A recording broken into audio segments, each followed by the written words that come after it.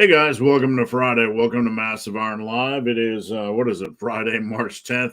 Glad you guys are here. We got a big, beefy, juicy, natty or not. Is this show even natty or not with all the questions? We have a big, juicy show for you guys. So hang around, post a question.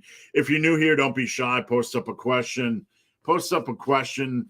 And there's no dumb questions, no stupid questions. We'll answer everything. You can even post off topic or whatever. So just getting all the cooties and the dog hair off me. Lean, day 34, leaning down, man. I'm 13 pounds down. You can see it in my face already, just rocking. I'm going to get to about 40, and then I'm going to stop counting weight down. We're going to look at abs. You can even see the delts popping through the old hoodie. So working my ass off, 34 straight days on the cut. Haven't cheated, haven't gone over, eating the same damn thing every single day. And we're gonna get to the point where you guys see the massive fitness equipment. I'm gonna be furnishing my gym with my own equipment. You're gonna see a new gym. I'm gonna start doing training videos, getting in tip-top shape for that. We're gonna be doing a lot more in gym stuff. I'm actually looking at buying a house, moving out of here, and putting in a really nice basement gym so we can do some quality filming. So that's what's up. How are you guys doing? What do you got going on? I did an arm day yesterday. Man, I'm feeling juicy today. I hope you guys are feeling juicy. I'm a little bit fired up today. I'm completely 100% over the main gain, maintain, recomping thing. I'm going back to old school muscle and strength building. Sometimes you forget what you know what I'm saying? Sometimes you get lost in all this modern stuff that you kind of lose track of your ways. And I'm just really fired up today about getting back to old school stuff. The guys that want to just have abs and main gain and maintain, never gain weight, that's fine. Do your own thing. But, I am getting back to, I'm 100% getting back to my focus, not going to be distracted by that stuff. The old school lifting was train hard to build. We were trying to build, feed the body with protein and nutrients and grow. That's what old school bodybuilding was about. And all this new school stuff about walking the fine line and can I maintain weight and, all this stuff, that's not what I'm about. We're not going to get anybody fat. Everything I do with bulking is super moderated, very meticulous to keep you on the leaner side while building at least 10 months out of the year. That's what I'm all about here. And if that's what you guys are about, thank you for following along and thank you for following this channel. All right, let's dive into things. Before we do so, just a reminder, if you post a question before live starts, you get a chance to win a free shirt, hoodie, or whey protein. And I will announce a winner every week. If your question doesn't show up, understand it's not me censoring you. It is 100% YouTube acting silly. So try shortening your question, rephrasing your question.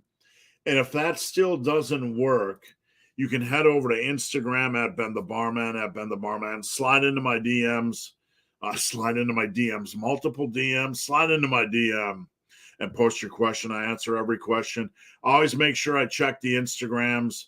I get a lot of questions on Instagram. So what happens a lot is I'll answer a question, don't hear back from somebody in like 10 days, delete all these old streams of conversations. And then they'll respond back, and I kind of lose track of what we were talking about. So anyway, that's my story. Let's get into things. What's going on? I got a rest day today. Before we get into things, coaching, check out the link in the description box. I do have a couple openings. January is super busy. March, where we're at right now, you always have a couple people fall away from January. So I'm restocking a couple slots from the beginning of the year that have fallen away from the beginning of the year. If you want good results, if you are ready to fucking nail the nutrition, excuse my language, if you are ready to nail the training and you want to be put on a path and you want me to monitor it, just check out the results on my Instagram. We just have the guys that are doing this are absolutely crushing it. And I'm going to put you on the right path. So if you need coaching, check it out. I check in 5 days a week, daily form checks. And after the first month, it's only $89 a month. So you're not going to get that anywhere. I'm confident in saying you're not going to get this level of form quality, form check quality. You're not going to get the daily check-ins, and you're not going to get the bargain. I do this for a living. So if you want coaching, check it out. If you can't afford coaching, you need to come over and check out Team Massive, teammassiveiron.com, teammassiveiron.com. We have a great community. It's super cheap to get in. We have to keep a price to keep the riffraff out. There's no politics. There's no nonsense, just quality conversations, daily topics, daily check-ins. It's almost like micro coaching. You can get form checks and workout advice. So check that out. I also have The Massive Fitness. The Massive Fitness. You can see that down below. I have my own equipment line, and we had some pre-orders. I got some racks. I got some bars. I got some benches. This is top quality stuff. Anything you see in the industry, we work to make sure that ours is at least as good, if not better. I'm very confident that mine is better because that's the kind of work we put into this equipment. So if you want home gym equipment you can be proud of at about the same price as a competition that crushes the competition, I am not fucking around. So check this out. All right. That is enough of that. Let's dive into things. Where are we at? Dogs are freaking out. They think my wife is home. Clue was first today. Nice job getting in first. That might be your first time. I can't recall. Jason is second. Thanks, Jason. Clue. If someone never isolates their forearms, I never really did, and only realize how much forearm gains, you're going to have huge forearms. You're going to have absolutely huge forearms. The thing with training the forearm and the neck, it's just kind of a waste of time because they're going to grow anyway. I don't do neck training. I don't do forearm training. And there's certain things when you have a well-rounded program that are going to grow, just as you work on hypertrophy in other areas. I get super bad forearm cramps just on back day and on bicep day, just from doing regular bicep work. You're doing so much gripping that the forearms are going to grow. If you want to add in a little bit of work, a little bit of wrist roller work, that's fine. You're still going to have to progressively overload, but just know, even if you do no work at all, you're going to be absolutely fine. John, you changed my mind on tricep kickbacks. Thanks. It's kind of an okay finisher. Do you think you'll ever change your mind on banded? No, banded face pulls are trash. Any kind of a band exercise is, it's going to be hard to really overload. I will never change my mind really on any banded exercise, especially banded face pulls. There's too many other good exercises. Tricep kickbacks are still number 200 on the list. It's just that I found a way to make them useful. You can find probably a way to make banded face pulls useful if you want to do a 100 rep finisher. So in that sense, they're okay. But a lot of people are super obsessed with face pulls as if there's some requirement. Here's the issue I have with face pulls. They're not a requirement, right? They're just some periphery backup lift that's not even high on the list of good exercises to do. So it's the same thing with tricep kickbacks. It's both of these exercises are fine if you use them properly as some sort of a finisher. But the idea that face pulls are something you must do, that's just a trash idea. That's just some kind of ear cancer that worked its way into modern lifting. That's just silly. Timothy, kind of slowed today. I've heard that using music to hype you up before, during training can... I hope not, man. I wouldn't have any gains after 38 years. I love blasting the music, and I love getting in it. Whoever said this is just way into the overthinking zone, way into the oh, let me get my nerd calculator. Right. Excuse my stupid voices, but let's have some humor here. It's Friday. Let me get my nerd calculator. I assess that if you look at the central nervous system fatigue and if you play music, shut the fuck up, right?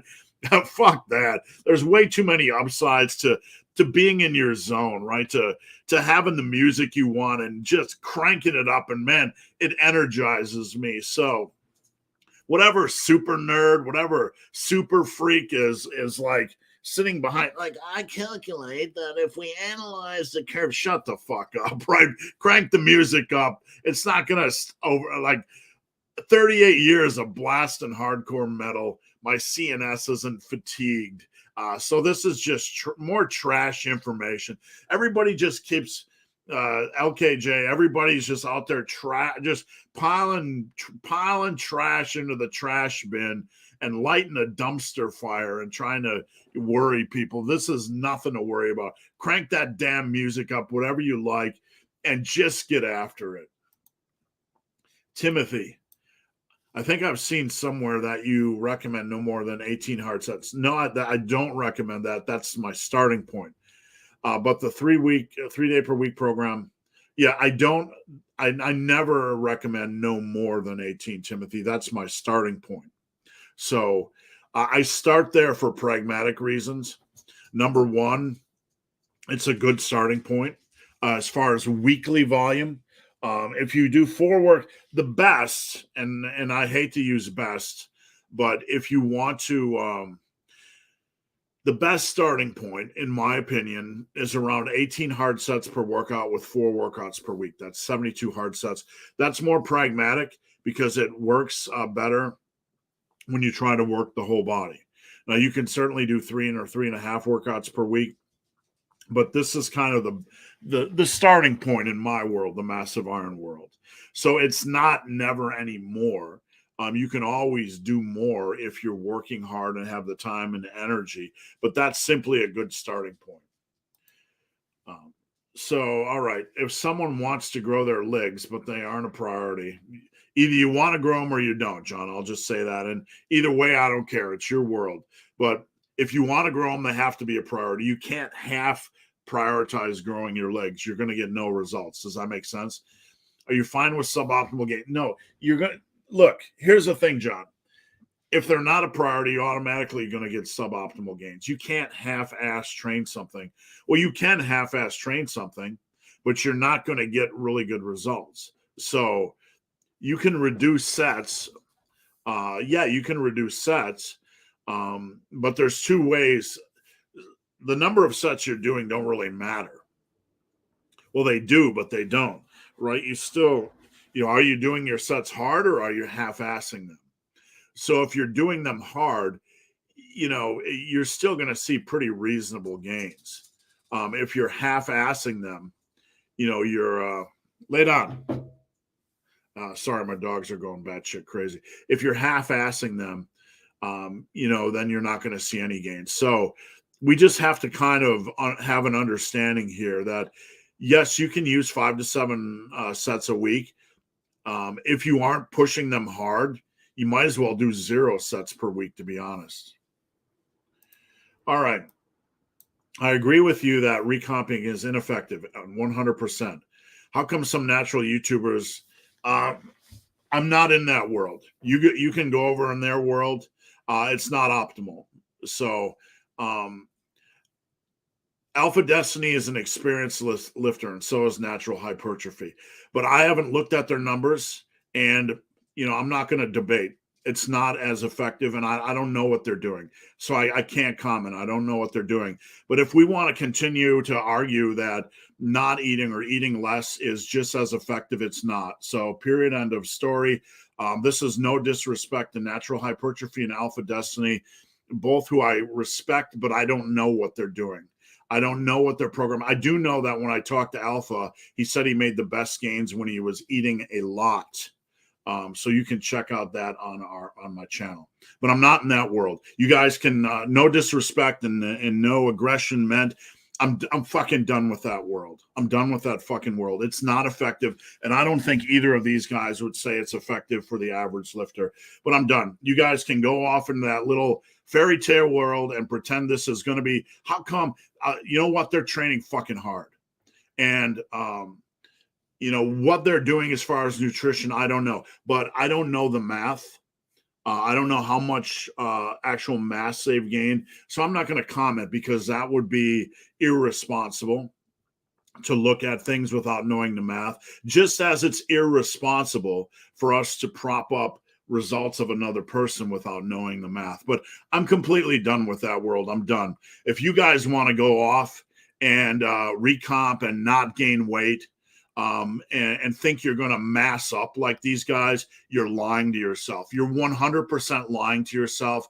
And that's the bottom line. You're never going to see the results they have just sitting there at your weight, never eating enough, because these guys are fucking training hard. They're training hard and they're getting after it. And you're never going to see those results. If you train, you want to train hard and then undereat. Why? You know, that's not a world I want. That's not bodybuilding. That's not muscle building. That's based in some irrational, stupid fucking fear that you're going to get fat. And I'm so over that.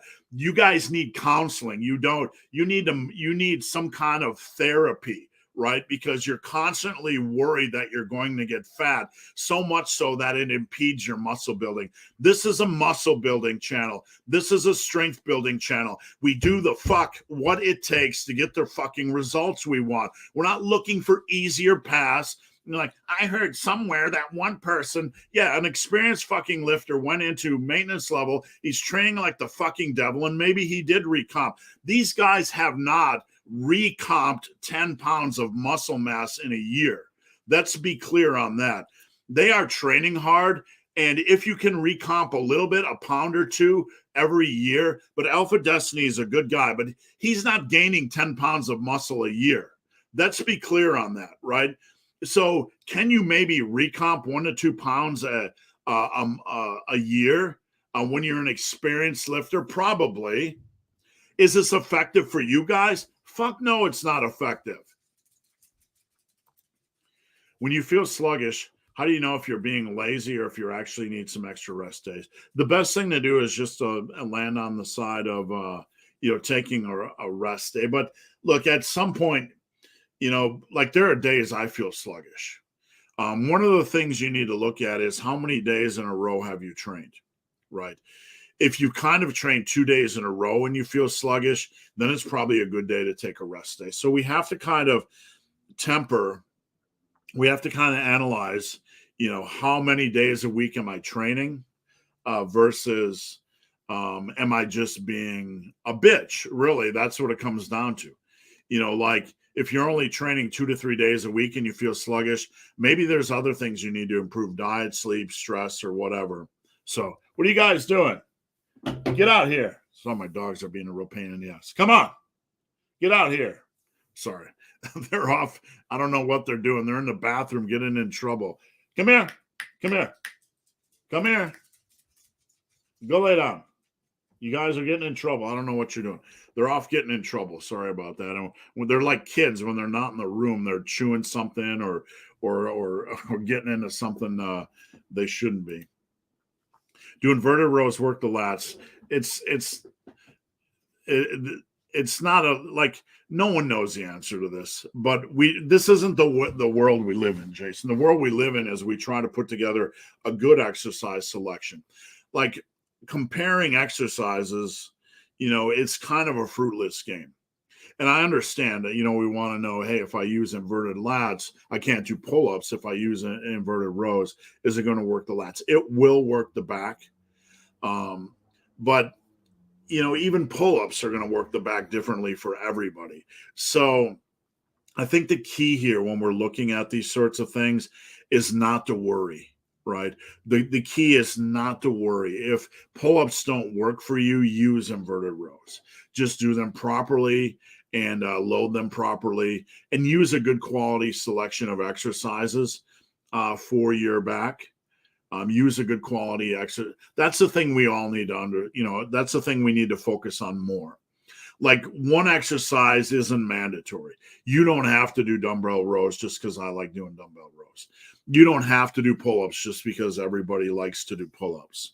But you do have to do a good quality core group of exercises that feel good for you. And if you do that and they're a reasonable selection, you're going to grow. Does that help, Jason? Finally got past the mental hurdle of weight gain and I'm fully committed to the long term. Good. I'm glad to hear it. Shout out to Steve for giving me confidence. Good. I want you guys to have the best possible results. And I do get so fatigued with the natural hypertrophy recomped over 2 years.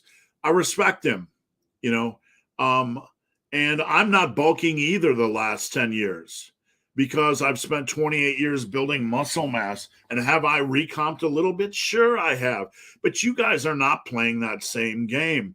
You guys have to get to the advanced stage, right? And you're not going to get there recomping for 20 years. You're not. You're not going to do it. I've never seen anybody do it.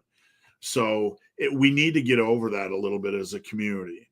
We can't look at one person that's an advanced lifter and try to use it as an excuse to slide it into our life as a replacement for issues mentally we're dealing with, like fear of fat gain. It's irrational, and we have to come to the point where we understand it's irrational, right? If we are in control of our calories, like I advocate 10-pound bulks, maybe 15 for guys that are training aggressively.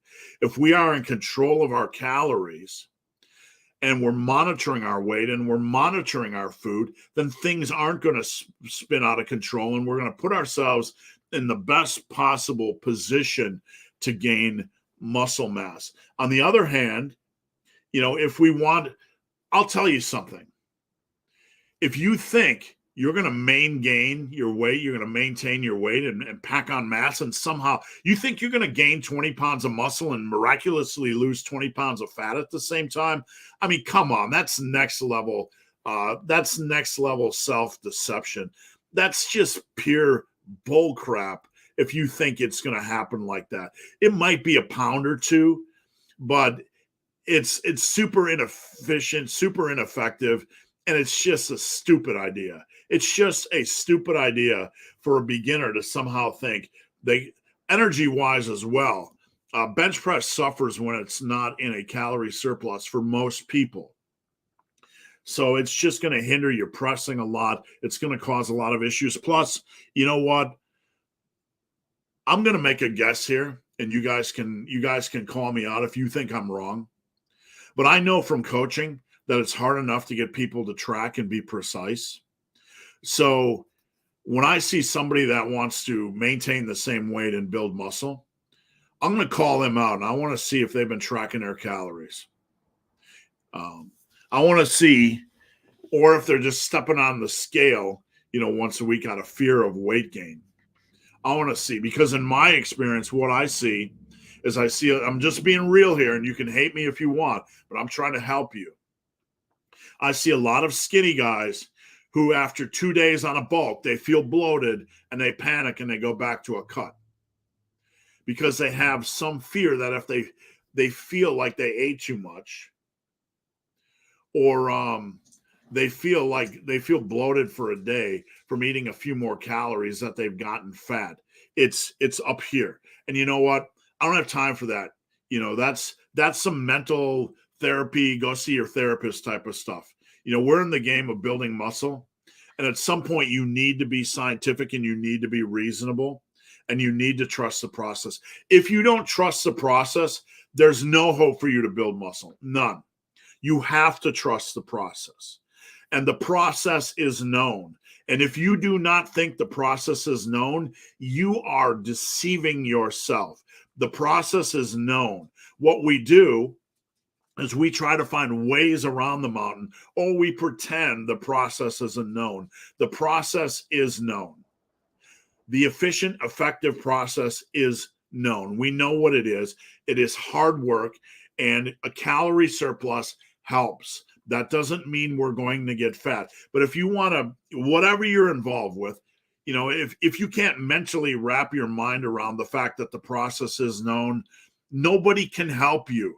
If you do not trust the process, nobody can help you.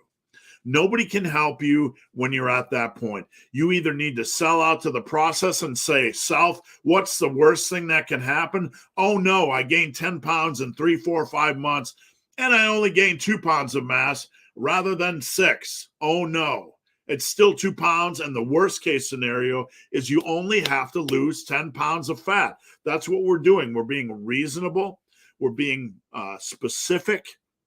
We're being controlled. We're not being reckless. And you have to understand that a bulk does not equal reckless, right? A bulk can be used to be reckless, but a bulk should not equal reckless. In my world, we watch weight.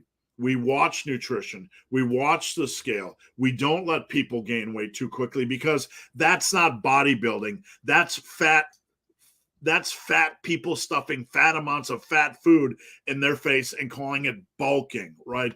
That's some other crap. That's not bodybuilding. That's using lifting and the word bulk as an excuse to eat trash, right? That's not bodybuilding. We're not doing that. If that's what you're doing, you're not bodybuilding. You're getting fat. You're fat bulking, right? So we have to understand, we have to return to what bodybuilding is. And it's not loose and it's not just eating what we want.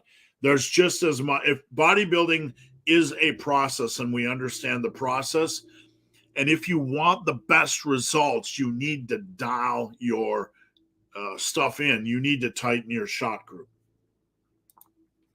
I'm hungrier on a bulk than when I eat at maintenance. Some of that can be caused by frequency of eating, and some of that can be caused by food choices. One thing I have found, and I've discussed this with other coaches, is that when you have somebody trying to lose fat and they eat less during the day or eat less frequently, usually the hunger impulses improve. They don't feel as hungry. Anybody that's done intermittent fasting has usually experienced, and most people have experienced this to a degree, that once they stop eating during the day and they're not constantly pushing that insulin frequent feeding button, and I'm not saying that's a bad thing. I'm not saying that's a bad thing at all. I'm just saying if you struggle with hunger, sometimes it can be driven by frequent eating, food choices, eating carbs super frequently. And, in that case, hunger can be really deceptive. Hunger can be caused more than, it can be like a button that just keeps getting pushed. And some of us are a little bit more sensitive to that, especially when we're eating frequently.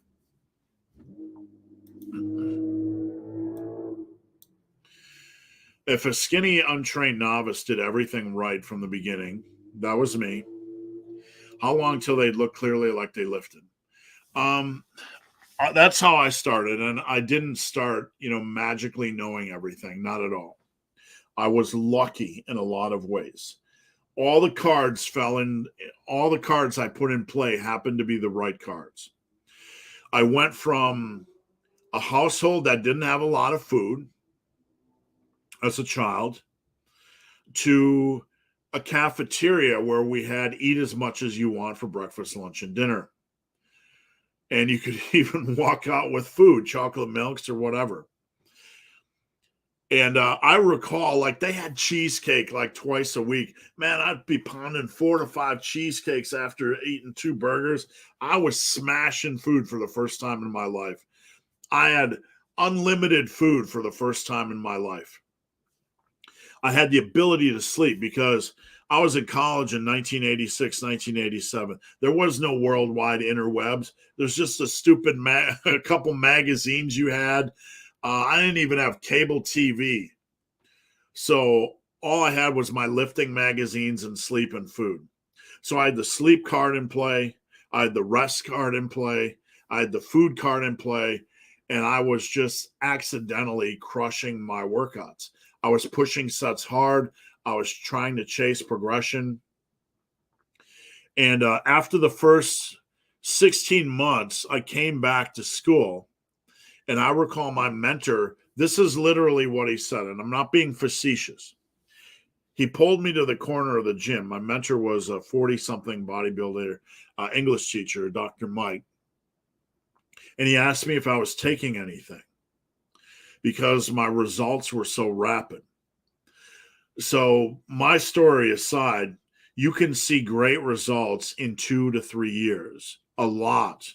Like Jeffrey Verity Schofield mentioned yesterday on his Instagram that he's made great gains the last year to 2 years. I don't know what it is. See, for me, I made the majority, like 90% of my gains the first 3 years. By luck, by whatever. So I've been fighting for scraps since then. The fact that he made a lot of his progress in the last 2 years tells me the first 6 years of his training weren't great, and that's not a dig at him. That's just reality. People have different curves, right? So you would look within 18 months. I have clients that make dramatic changes in 4 months. My client Lee, who I have his photo way back now, probably months on my Instagram, made dramatic changes in 6 months. In 6 months. So you're doing everything right. It can be a pretty short period of time. John, thoughts on intentionally eating a large meal at around 2 in order to prime you for, yeah, if it works, man. Absolutely. Whatever works. Sleep is important, and whatever helps you sleep well, I'm all for. I run into a lot of people that have sleep issues, and I'm no sleep expert, and believe me, I wish I could help them. But whatever helps you sleep, I'm all 100% for. Stein, how's it going, Stein? And Rolf said 85 minutes. I love the avatar. We're rolling. Clue. If your main goal is hypertrophy, there's almost no need to ever train below 5 reps. Correct. 100%.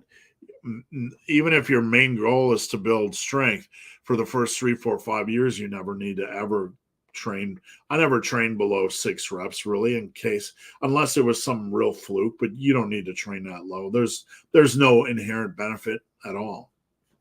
There's no real benefit. List your top 3 biggest fitness scams of all times. Wow, I've been in this for a while, man. One of them is the fake steroid. Like someone will create a product that just has trash ingredients, like completely trash ingredients, and they'll stick like ball at the end, like BOL, like lift the ball, right? Or like lift the ball. Sounds like we're smacking testicles, right? But yeah, you get crap, and then they'll charge like $85 a bottle for it. You know, these fake trash supplements. John from New Hampshire, John H. from New Hampshire, packed on 25 pounds of muscle in 3 weeks. Yeah, sure he did, right? That's one of them. BCAs get special mention because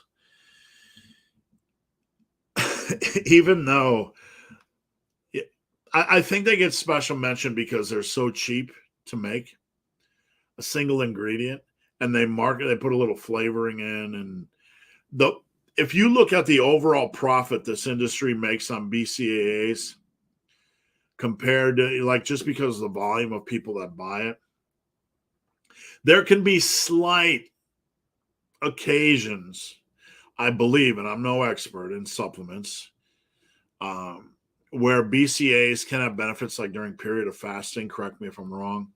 You can have slight benefits. Slight.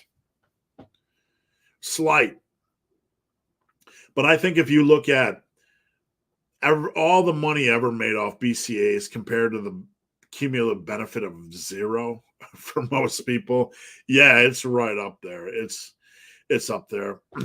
So there's a lot of good fitness. I have no idea what afterburn is. No idea what the afterburn effect is. Is that like doing cardio and doing a certain type of cardio and you get an afterburn effect? 2-week abs as well. Right. You still get these videos like 5 exercises for 6-pack abs. Like, how about 0 exercises? How about just reduce your calorie intake? Yo, Team Massive, what do you think about a 10-minute block on Not a Fan? And here's why, Paul. Squats are harder to re-rack. Unrack, you got to really there's a lot of dancing going into squats. A deadlift is easier it's a set up and pull, right? Once you get in that groove. A squat, if you do that, you're going to if you do like a rest pause, you're going to get sloppy. And I don't like that. That's one reason I'd never advocate that on squats. The deep voice one. An upper day A, leading with bench. An upper B, would you choose to lead with or close grip? If we're doing an upper day, I'm going to lead B with a shoulder movement, overhead press. So that's just the way I think it balances out better. I want to lead one day with a chest focused press and the other day with a shoulder focused press. Does that make sense?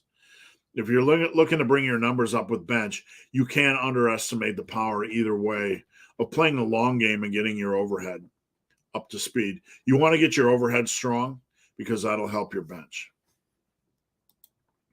Does lifting actually make your face look better? 100%. You build muscle.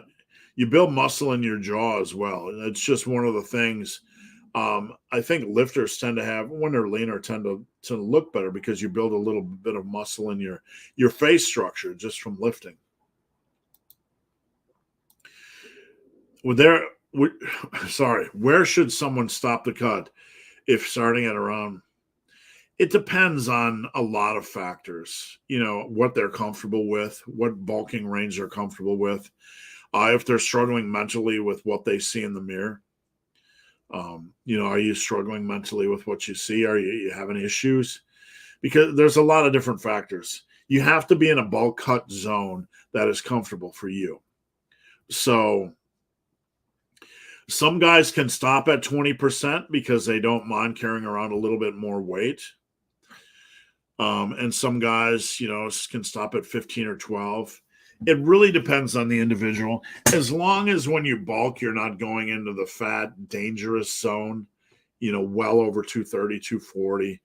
I think that's a zone you really don't want to play with when it comes to longevity. Zachary, how's it going? Get those +1s. Thanks for tuning in. Thanks for all the content and support. Thank you. A little bit fired up starting this morning, but man, last night I'm going to bed. I'm so over all the maintaining weight. So-and-so did it. That's what I'm thinking last night. I'm over it. That's not my world anymore. This is my world, and I'm staying in my world. And if anybody wants to stay at the same weight at 162 and see if they can build 30 pounds of mass, I'm not playing Harry Potter muscle building anymore. I'm over it. I'm not going to get anybody fat, but I'm over that world. Steve, when to use a belt? A belt is something, if you get one, you want to get the right kind of belt. Okay. You want to get a single prong. Some guys want to do a Velcro belt. That's fine as long as it's quality. A single prong or a lever lock or whatever they are. But you don't want to get a double prong because they can be a pain in the butt to get off. So you don't want to do that. And you want to get a belt that's going to last you a long time, a good quality belt. So you can get one whenever you want. Just make sure you get a quality belt. If you start playing around with it, play around with it during warm-up sets because it can feel different. So on warm-up sets, we want to get to know if it feels okay during warm-up sets. Does that make sense? And then if it does, then we can start implementing it into our working sets. Carlton McBean, they were asking about you last week. Carlton's a truck driver that pulls his bench out and his weights out in the parking lot and gets after it. And Carlton has picked up a little bit of a following on this channel as a cult hero, and as he should. Adam, given my work schedule, I have a hard time getting more than assuming nailing everything else. It's not going to impact anything. Don't worry about it. I mean, we want to get the best possible sleep, but if you're training hard and eating right, you're going to be fine. In the long run, we want to take care of ourselves as much as possible, but this is not going to impact you really at all if you're training hard and nailing your nutrition. So my best advice is to not worry. Deep, what's your take on supersetting bench? Nah, I don't like supersetting opposing muscle groups at all, because you're going to go into one more cardiovascular fatigue, fatigue from a cardiovascular standpoint. Supersets, in my opinion, in the massive iron world, should be kept to complementary muscle groups: chest and chest, dips and push-ups, pull-ups, and bent over flies hitting the rear delts, things that are complementary exercises. I don't like that. You can build capacity, but you're building conditioning capacity rather than setting yourself up effectively for both these movements. The barbell row is a super tough movement, and I want all my focus. So I'm not a fan of that at all. There are guys that have done it. There are workouts with that out there. I will never, ever put that in a workout, because I think it's more general conditioning, and I don't think it's the best practice. Rico, what's going on? Rico, thanks. Welcome to the party. Is Westside Barbell Box Squats? I'm only a fan of box squats to help teach control during the descent. I've evolved my opinion over the years. No lift is a bad lift when implemented properly for hypertrophy, but I do not think it's a good quad builder. I do not think it's the best option for your quads. I think it's a good option to teach yourself how to control the squat for those of you guys that are dive bombing. But no, for pure hypertrophy, I don't think it's a good option. It can be a good tool in the right context, but I don't think it's a good option for hypertrophy. In your bulldozer lateral raise superset with the upright row, is that side upright row more for side delts? Side, but it's going to hit rears a little bit. The bulldozer lateral, you're coming out like this, and then you're doing kind of an upright row with one dumbbell. And it's more pragmatic because you're only doing you only have one dumbbell in your hand. So you can do upright rows like this. I don't like those. I feel moving the weight in front of my body feels weird. So it's kind of like a little coup de grace. I can feel my side and a rear delts working. Eric, good morning. Subscribe and join Team Massive, teammassiveiron.com. Sam, I've never seen upright rows done like that from the side. I just kind of started doing it out of feel. And I'm sure, just like in the movie Carrie, it was like, they're all going to laugh at you, right? When you do something different in the gym. But I don't know that it's super effective, Sam. All I know is when I'm doing a bulldozer lateral and I do those, I'm trying to get a little extra mojo at the end, and I don't see where that can be a bad thing. Do people have to do that? No. Doc Yak, 36. That's right. Eric, what are your thoughts on supersets for full body to get? Nah. If you're struggling with time on a full body, we need to decide whether we want to pare down sets in general or get away from a full body. But just ramming stuff to get it through. Like, I want hard sets. I don't want to have to find a way to logistically reduce time in gym just to get it all in, because something's being compromised. Stan from Norway, happy weekend. Same to you. And I appreciate your long time following. Why is Stein not the first in anymore? Stein is occasionally the first in. Hey, we hit 100 live at the same time. Thank you, guys. Stein is occasionally, but Stein kind of, after you're the king for a long time, you need to move on to other conquests, right? So, Doc, people consider the deadlift as a leg exercise. Yeah, I don't. It involves the legs, but it hits my chest to a degree as well. I don't consider it a chest exercise or back exercise. Just curious, why do you consider a deadlift? It's more of a back exercise, because when you're pulling off the ground from that position, you really get an intense focus on the lats, back, mid-back, traps, rhomboids. It's not even though it involves the legs, it's not a leg press holding a weight. Does that make sense? It's just because it hits the back harder, pulling it off the ground. I was going to try to pronounce this. Stoid. We'll try to truncate it a little bit. Is it normal to be tweaking and twerking your program each week? Evolving slowly, yes, but not every week. When you start a new program, like let's say you jump into a new program that I build for you, and you're like, I don't like the dips and push-ups superset. I'm going to tweak things and maybe move push-ups off. And I don't. That week 2, you're like, I don't like bent over flies. Can I do this? Yeah, it's okay to a degree. But if you're constantly changing things, it really depends on the context. Evolving your training based on needs is okay. Irrationally, randomly changing stuff, so you're never doing the same thing over and over again, then maybe we have an issue. So I don't know if you have an issue. I'd have to see, but man, that's a long train of data to process, my brother. Better to attack high volume when coming out of a cut. When you're coming out of a cut, it's better to start a new training phase, a new workout. Doesn't matter what it is. You got some kind of a new training stimulus. You're going to be putting more food on the plate. Doesn't really matter. Whether you want to do high volume or whatever, doesn't really matter. It's just more about when you're in a cut, you want to kind of hold the ship steady. You don't want to introduce new variables. You don't want to introduce a new program. You don't want to over push for PRs. What I mean by that is if you get an easy opportunity for a PR, you can take one. But you don't want to over push. I just changed my Whoop. I don't know if you guys can see that mark from wearing the Whoop, but I put that on Instagram once, and this indentation, they flagged the post as self-harm.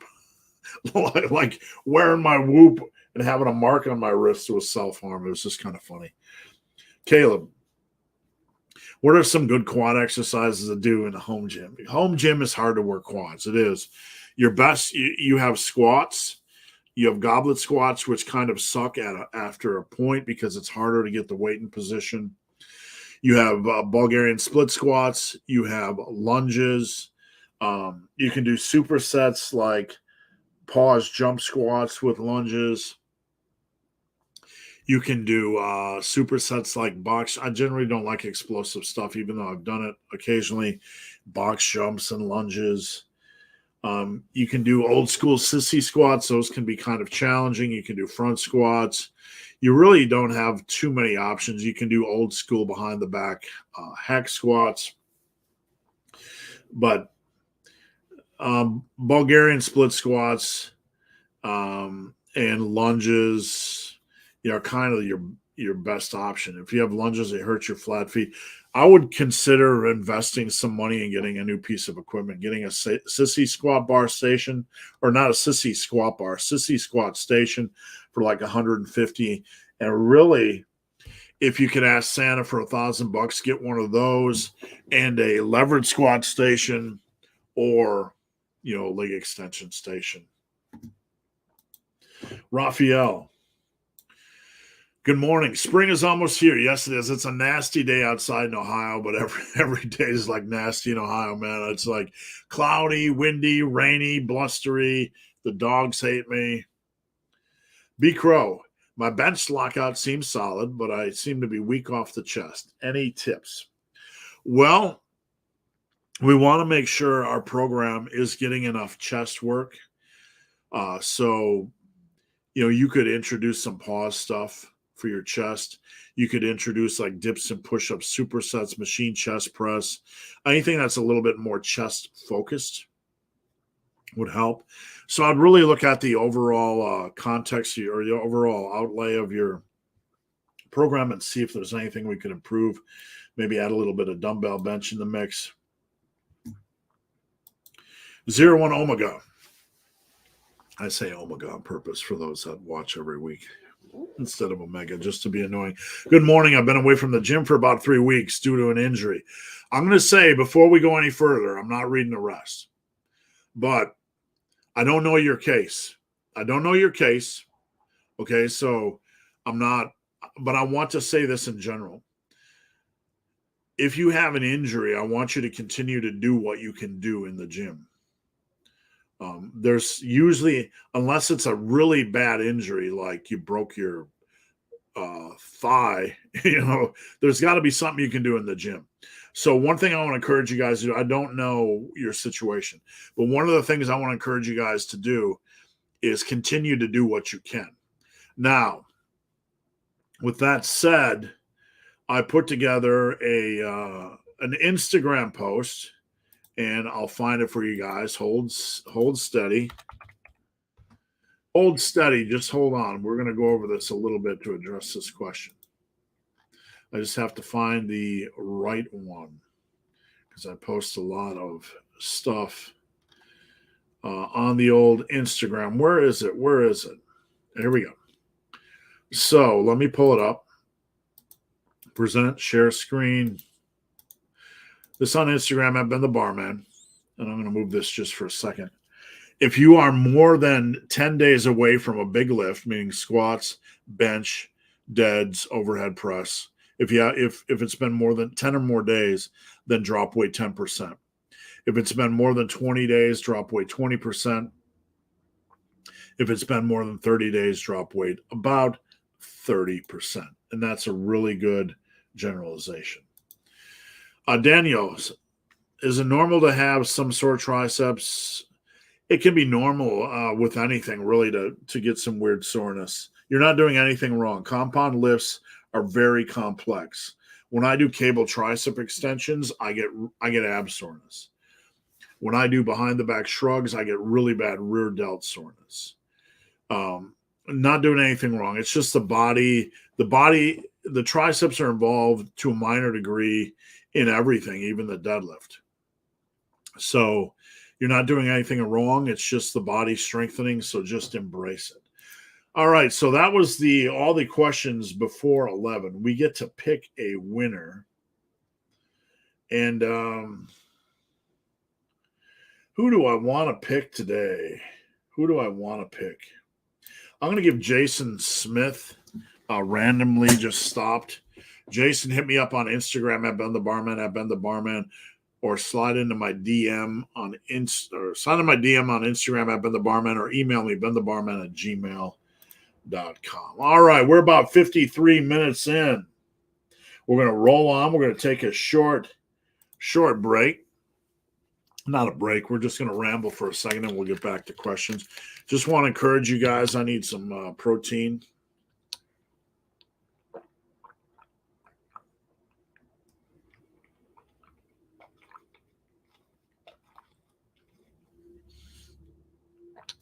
Almost had it.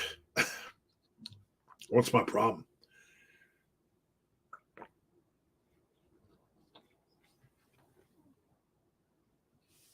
I almost coughed. Just want to encourage you guys to post up your questions now. I'll stay on as long as you guys have questions. All right, my one splurge during my cut. I've been at 1,800 calories max.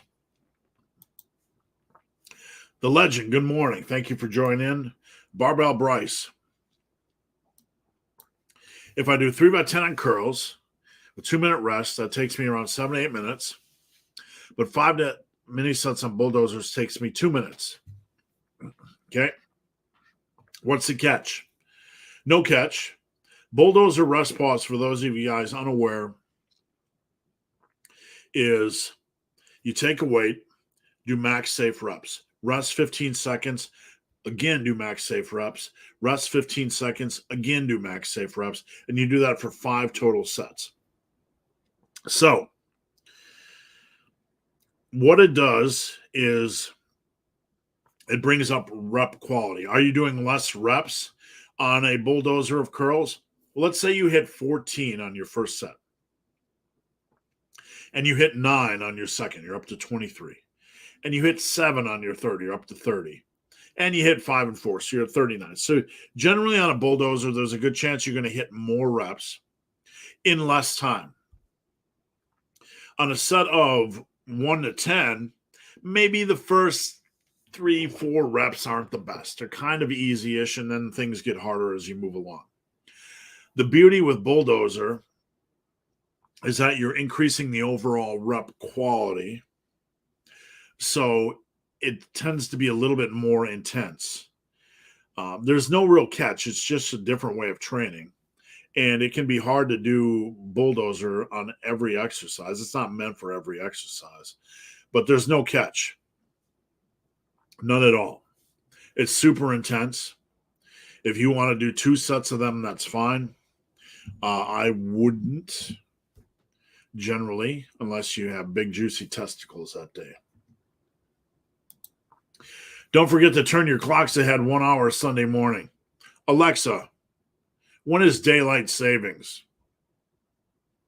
In Ohio, daylight saving time starts this Sunday at 2 a.m. and ends November 5th, 2023 at 2 a.m. Oh, we do. Man, thank you, Alexa. I can't believe we're already to that point already. I thought you were messing with me. I'm like, really? Oh yeah, we are in March. Bleak reality. Not to get bleak, but bleak reality. Oh, I lost you. There we go. Can do 15 reps on bench, but only can do 1 on 70. Barely, basically can do, but no real tips. The only thing I could say is we don't care what your 1 rep max is. We're going to bring it up over time by doing volume. So we shouldn't be in the game of worrying about our 1 rep max. It'll come up over time. And, women tend to have this problem more than men, where they can do a lot of reps with 1 weight, but then they move up in weight. It's a little bit of a struggle. Let me check the 1 rep max calculator just for a reference. Now you said 60 kilos for 15 reps. 60 kilos for, don't worry about the percentage of your 1 rep max. That doesn't matter. It's arbitrary numbers. Your 1 rep max projected is about 90. So I don't know what's going on, but don't worry about it. It'll even out in the end. Just keep attacking. There's no tips other than to continue to get stronger. That's the only game you can play. And let me look at your program. Leo, in your experience, what is the average pressing volume a novice would need to progress on bench press movements a week? Average pressing volume, I start with 3 barbell presses, 3 dumbbell presses for chest and for shoulders. So 12 primary sets of pressing and then some good tricep work. Abolish the time change 100%. We're a little bit over it. Vince, my friend and I are debating if an advanced lifter can make gains on full. Anybody, an advanced lifter could make gains with a toothpick, a rubber band, and just by slapping your mama in the face. All right? An advanced lifter knows how to maximize whatever they have, so they can 100% make gains on anything. Do you do weighted calisthenics? No. Other than body weight work that works for hypertrophy, adding weight to dips, pull-ups, maybe inverted rows. I don't do that. Not the focus of my channel, not against it. Just nothing I particularly am passionate about. Big Sam Wall, the wall of all walls. Did deadlift day of bulldog training last night. Felt pretty good. I'm going to run with that program. Good, man. Just tear after it, and I hope it goes well. Robert Wilds. Got any use for the old shoulder horn for rotator cuff training? What is a shoulder horn? That's nothing I've ever heard before. Back in my day, oh yeah, I know what it is. I just didn't recall the. I'm gonna get a picture. Okay, this guy's got the great mustache. I know what it is now that you mention it, but the name, I've never heard the name, Robert. So I was like, what's a shoulder horn? It's one of those things you saw occasionally in like There we go. The image is small. It's the best I could find, but it's a thing you put over your neck. Um, I don't know anything about it, Robert, other than I've seen it. So, if you do it light. You don't want to over hammer, rotator cuff work. You want to do it more for general health. I'd try it, but I don't know. No experience with it, so I don't want to lead you guys down the wrong path. Morning, Steve. How would you structure a leg day if you only have a rack and a bench? Squatties, Bulgarian split squats, you can hold a plate, 10, 25, up to a 45, lunges, maybe old school sissy squats if you can hang with them. Those would be my core. I often hear that metabolism slows as you age. A recent study shows that it doesn't actually slow. What actually is happening is we slow. We stop moving as much for various number of reasons. And we stop taking care of ourselves with food. So we're eating more trash. We're eating more than we think. We're moving less. I mean, even if you just feel a little bit more stiff, we tend to move less in general as a result. So, but a recent study shows that's not actually the case. The case is that we just tend to eat more and move less. Alpha Destiny still does bulk and cuts for strength training. He doesn't do any maintenance for strength building. Good to know. I don't know anything about him, but I do know when you are dealing with questions like this, a lot of people don't understand the nuance of what lifters are doing, so they tend to toss out things that are in their zone, like so-and-so never bulks or cuts. Like, I'd like to ask him first, because people tend to throw out things that back their dogma rather than stay in the box of reason. I recomped it, did very well on very little calories. When you say you did very well, I'd like to see the results, because here's the issue, Ryan. I'm not saying you didn't have some results, but if you're a beginner and just starting out, yes. Is it effective? No. But what I want to see is your weight. I want to analyze your body fat percentage, and it's still highly ineffective. You may have gained some off of it. I've had one client over the years that lost 40 pounds and he gained about 8 pounds of muscle. He was training like a freak. So yes, I've had the rare beginner noob go through that. Alpha made a video yesterday and said that he bulked 3 times in the last 3 years. Thank you. Thank you for clarifying. So the whole concept he didn't bulk at all, we can kind of set that aside. And well, guys like Ryan come along and say, I did this. Great, Ryan. It's still ineffective. It's still not the best way. And you can do that as a beginner, but it's not going to serve you well moving forward. And I'm not going to discuss it or debate it anymore. If you guys want to swim upstream, by all means. If you start out fat, I don't want you bulking. I want you to lose weight. But Ryan, I'm super skeptical that that's your before and after with just losing weight and not bulking at all. I'd like to see the information, the data. All right. Is it okay to hit arms every day? No, not every day. We need to get out of that more is better mindset. Better is better. So it depends on the structure. I mean, if you want to do arms every other day, but we still have to be focused on progression. We really can't rush things. You know what I'm saying? Training like the effing devil. That's right. When should accessories for bench press be performed? I don't do bench accessories. Let's train the body from head to toe. So if you're getting in the world of strength training and you need to build a really good bench on your lifts, or a base on your lifts. Okay. You need to build a really good base on your lifts. You need to build a base on your overhead pressing dumbbell and barbell, your bench dumbbell and barbell.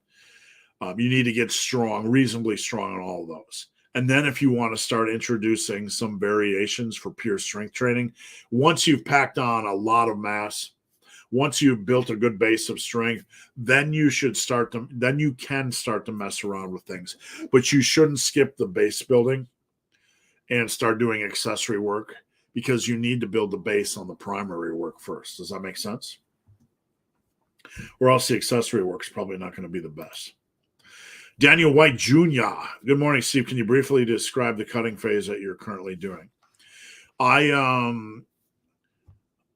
was about between 240 to 248 when I was at Tiger Fitness. And that was super pumped after a shoulder day, so I'm not going to lie about it. But I was about 240 to 248, and we started running a lot. I was running 12 to 14 hours a week on the trails, burning through calories. And I will tell you that when you're running that much, your hunger goes up a lot. So I slowly started to gain weight over 3 years. I think I got up to 274 in Scotland, which was right before the pandemic. And I realized, hey, I'd gained a little bit of weight. I need to knock that off. But then the pandemic hit, and I started just got in a workaholic stage and didn't really have time to take care of myself. So now I'm in a place where my goal is to, with my own fitness equipment company, themassivefitness.com, I want to set up a gym, and I want to do more filming, on this channel of me training, showing myself doing training principles and things like that. So my goal is to lose 40. And then from there, I'm just going to stop counting. I'm going to stop worrying about numbers. I'm just going to look at what I see in the mirror and dial in from there. I kind of don't even want to know what the scale is at that point, because I will at the end, when I'm satisfied with where I'm at. But I'm just going to keep, after I hit 40, I think I'm going to stop looking at the scale and just completely using the mirror. I'm doing maximum 1,800 calories a day. It sounds extreme, but I sit all day long, for work. I'm working 10, 12-hour days coaching. So that is allowing me to lose about 3.5 to 4 pounds every 10 days, or about 10 to 12 a month, which I don't feel hungry. It's very sustainable for me. I eat basically the same foods every day. And I'm lifting 5-6 days a week right now, trying to get as much daily activity in as I can. Trying to introduce running on the weekends, but we'll see if Ohio ever cooperates with the weather. My protein usually is 180, 190 to 200. Usually. Occasionally, I'll vary my diet a little bit, depending on I'll have 2 more Greek yogurts today rather than this. But I'm pretty much eating the same foods every day. I'm eating my homemade protein cakes, which I have in a short on this channel, the recipe. I eat one of those. I eat 2 to 3 Greek yogurts. I occasionally have one of these. Occasionally. I think that's my first one all week. For Din Din, occasionally, rarely, once a week, I allow myself Friday the 1 bar. But I'm pretty much over. I only eat those when I'm out of my protein cakes. And for dinner, I have, for carbs, rice or instant potatoes, instant rice or instant potatoes, just because they're super quick. And for my protein foods, I have either elk, bison, wild boar, or venison, minced, ground, with mashed potatoes or instant potatoes or instant rice. Sometimes once every 4 to 5 days, I have 4 to 5 whole eggs with a whole container of egg whites. So I do eggs every 4 to 5 days as well. Eating the same thing on day 34 and down about 13.4 total. Swagbird. Hey, Steve, how did you approach dieting and nutrition after your binge days? The first thing I did was make the big immediate swap to not regulate calories, but change what I was eating. So for me, that was a big step. When I was binge eating, my binge eating was out of control, eating 7,000 to 8,000 calories a day. And I didn't regulate, but I just only ate meat, basically animal and plant-based foods, and some dairy. I would eat some cream cheese, make some jalapeno poppers, eat some cheese. I didn't regulate. I only ate good foods. So when I made that switch and I didn't count calories, it allowed me to eat all the tomatoes. I ate a little bit more cheese, but what I ate wasn't ice cream and tortilla chips. I dropped like 30 pounds immediately. And then from there, I had to start dialing in and monitoring calories. So I had to pull back a little bit. So, but I still save more food at night because I like to eat at night. I had to learn to eat one plate of food and walk away for an hour. I had to work at that. That's a discipline. I had to eat one plate of food and walk away for an hour. And if I was still hungry, I wouldn't allow myself to eat more than another plate of food. And structure helps. I have to eat at certain times, and I have to eat only these certain food choices. So we do have to fight back a lot. I suffer from BED. I understand the mental health. It's a deep subject, and I am no expert in binge eating. All I can tell you is what I did, but I just want to encourage you to look at what drives it, whether it's depression or free time. If it's free time, find other ways to occupy your time. You know, if you do it during idle time, take up a hobby that requires you to do something you can't, even if it's playing video games. Matthew, what are your thoughts on the conjugate? I'm not a big fan of the conjugate. I'm just not. It's nothing I care about and nothing I believe in. It's not like people can't get good out of the conjugate. I do not like alternating exercises more than every other week. If an advanced lifter wants to do a conjugate, yes, but you pretty much have to have your bases done and know the conjugate system for it to have a chance, like Alpha Destiny. But it is not something I care about, not something I teach, and not something I believe is applicable or should be considered for 99.999% of us. If you are an advanced lifter and you are familiar with the conjugate and you want to give it a try, great. But I do not like rotating out exercise variations more than every 2 weeks. I think it's a recipe for disaster for the average lifter. It's just like the Bulgarian system. It can be a meat grinder. It can be effective, but it can be a meat grinder. Just wanted your thoughts on basement bodybuilding's hypertrophy philosophy versus your strength. We just had a video this week. We talked about that completely. I'm not sure if you've seen that, but we're not really different. I like strength more than he does. I like strength more than he does. So we're on the same sheet of paper, the same core when it comes to the core, right? Hard work. You need exercises that provide a good progression opportunity. And I like what I program. I agree with him that isolations have their place. But I believe you also need a lot of compounds, and that is, I will stand firmly by that, to build a lot of mass. Strength isn't anything you chase. You chase hard work, and strength comes from hard work. We discussed that, and I'm not sure if you had a chance to see that. So please check out the video I did with him on my channel. I usually bulk between Thanksgiving and New Year's. That's a good time to overeat and push for a cut right before spring. So, yep, that's a good time. Rob M. I only have time to lift 2 times a week because I'm training for a marathon in May. What do you suggest? All you can do is focus on what you can control. So if that's all you have, I have 2-day workouts. I can build you a custom workout based on your equipment.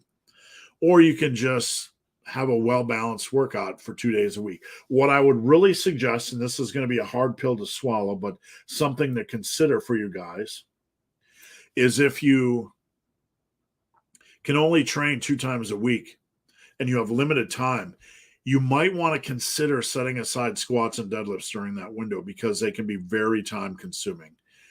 So during that time, maybe setting them aside and focusing on other things. Does that make sense? Owen, good morning. Ronan, test boosters. Yeah, right. Lift the ball is what they say when they check you for hernias, right? New Hampshire is an extremely anabolic state. Could be, man. I don't know. I think I drove through it once.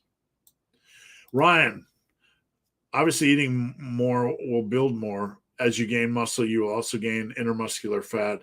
I found force progression you can do pretty well on maintenance. All right. Loach Roach. Hey, Steve, just want to say love your content. I really think your rep range system might have butchered the name. That's okay. Rep goal sets. It don't matter. It's really the best. Thank you. I appreciate that, and I appreciate your feedback. And Ryan, I'm not trying to gloss over your question.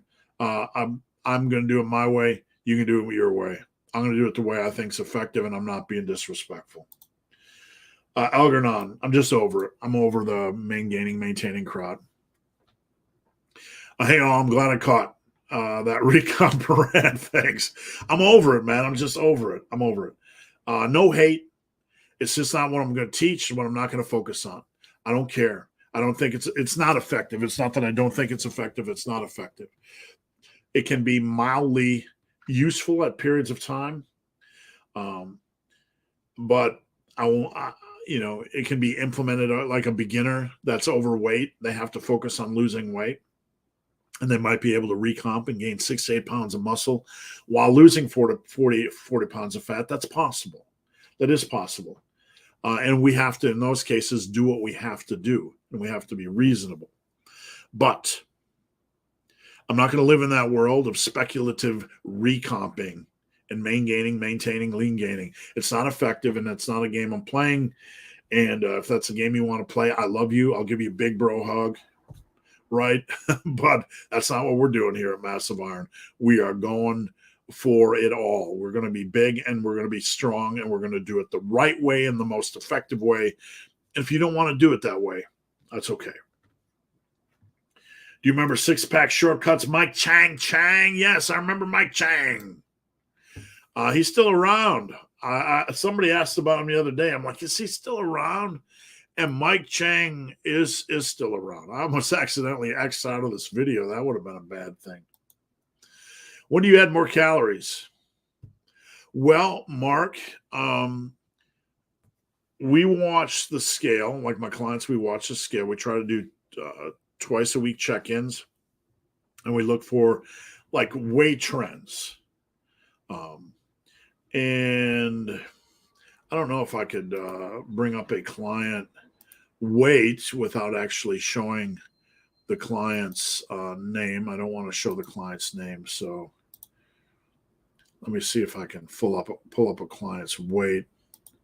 I can't without showing their name, so we're not going to do it.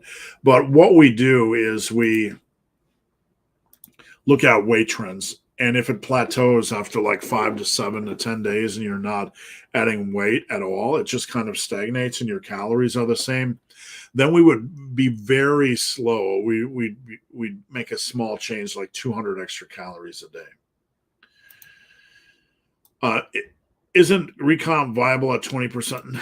No, there's no magic body fat percentage. I mean, no, we're not doing the recomp thing. It's not like you hit a magic body. There's no magic body fat percentage. I'm not being disrespectful, but you don't get to a magic body fat percentage and then you can magically recomp. It's hard no matter what body fat percentage you're at. It's uphill no matter. It doesn't matter if you're 260 or 240. If you're a brand new beginner or somebody that's trained like crap for 5 years and all of a sudden you're training good, yes, you could gain a few pounds of muscle and you could lose a few pounds of fat, but there's no magic body fat percentage. Hey, I'm at 20%. Now I can recomp. That's absolute Harry Potter, Hogwarts school of fantasy world. Leaner because of, You're going to get leaner, but you're going to have to gain weight. You have two variables. You have muscle mass, lean body mass, and you have fat mass. If you gain muscle mass, 3 pounds, you're going to be leaner, but you have to gain weight. You don't magically gain 3 pounds of mass and lose 3 pounds of fat. It's not, you don't replace fat with muscle. Fat doesn't go anywhere unless you're in a deficit. Fat does not go anywhere unless you're in a deficit. And I'm not being confrontational, but let's understand this. Recomping. Building muscle requires you to add weight. Losing fat requires you to be in a deficit. You can add 3 pounds of mass, but you're not going to lose fat unless you're in a deficit. Okay? You could lose some water weight if you improve your diet, but you don't, it's not like I'm gaining mass and my fat's going down. No, it doesn't work like that. That's half the issue, right? If you're a noob and you're like 240 pounds and you're kind of borderline obese, and you gain 5 pounds of muscle, at maintenance, you're probably going to be up to about 245. If you're in a deficit, right? You're in a deficit, you're going to be losing fat, but you could possibly, if you're a noob, gain 3 to 4, 5 pounds of muscle. But you're in a deficit. Do we understand the nuance here? If you're overweight, you need to be in a deficit to lose fat. And in a deficit to lose fat, you could potentially gain a little bit of mass and keep your weight the same. Does that make sense? But playing the game at maintenance, where you hope to lose fat at maintenance, anybody home? Come on, let's be real here, guys. You're trying to lose fat at maintenance? You need to bottle that shit and sell that on the open market. Because that is a crock of steaming horse shit. I mean, let's be real here. Let's wake up a little bit. You're going to lose fat at maintenance level. You're going to lose fat at maintenance level. Okay? You're at 162 and you feel a little bit fluffy and you're going to eat at maintenance level and you're going to lose fat. Well, I know it's like recomping. We're staying the same weight and we're gaining mass and we're losing fat and we're staying at the same weight. Do you understand what you're getting into here? Do you understand that you have to lose fat and build muscle? How do you lose fat at maintenance level? I want somebody to explain that to me. How do you lose fat at maintenance level? Do you not see the contradiction? But I was at 162 and I recomped. Well, obviously, if you did that, you were in a deficit during some of that period of time. You were under calories to lose some fat, and you weren't at maintenance level. You were inconsistent with your eating, most likely. You were probably in a deficit, which is even worse. All this stuff, look, all this stuff, why do we keep digging deep? It's because the whole premise behind this stuff, it's just fear of fat gain. And everybody that fears fat gain, you're just going to cut your muscle gaining down to nothing.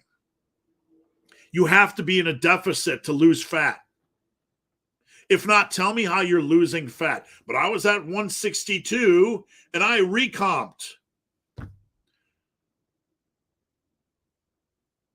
You were in a deficit and maybe you lost 2 pounds of fat and gained 2 pounds of muscle from being inconsistent. Maybe you weren't in a direct deficit, but I guarantee you are probably fucking inconsistent with your damn calories, because nearly every one of these guys that comes on here in the comments section, I want to see your weight. I want to see your physique. 95% of them are going to be skinny guys afraid of getting fat. I guarantee it. You're going to have the occasional guy that started off as a noob that lost weight, and because he was a noob and training hard, he gained 3, 5, 7 pounds of muscle. Can happen as a noob.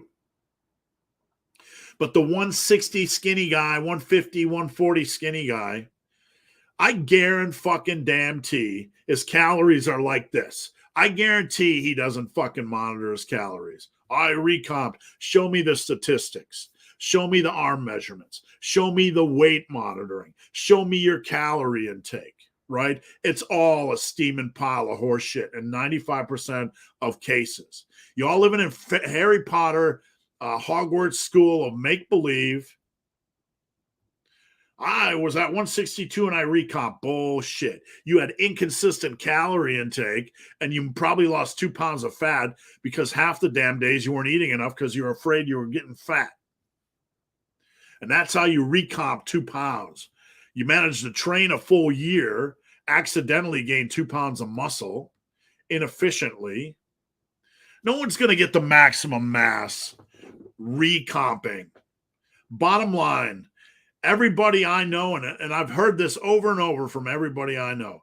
If you want maximum mass, everybody at some point they're gonna have to dig deep and go hard and be smart about their bulking. There is no other way. How are you gonna recomp and lose fat without being in a deficit? You're probably in a deficit because you're not counting calories to begin with, and you're half the damn time you're going under. Is that efficient? Are you efficient? You're not even fucking tracking calories. And we want to debate the logistics of recomping. If someone's precise, like the individual earlier, and he showed me, he started out with man boobs and really fluffy, and he lost weight and gained muscle. Yeah, you might have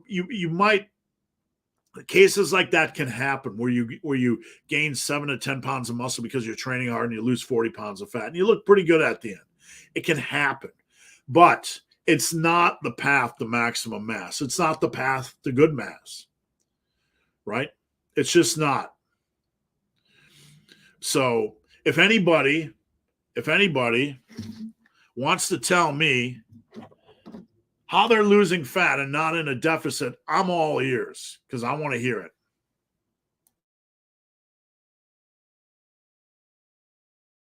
Sorry, got a little fired up.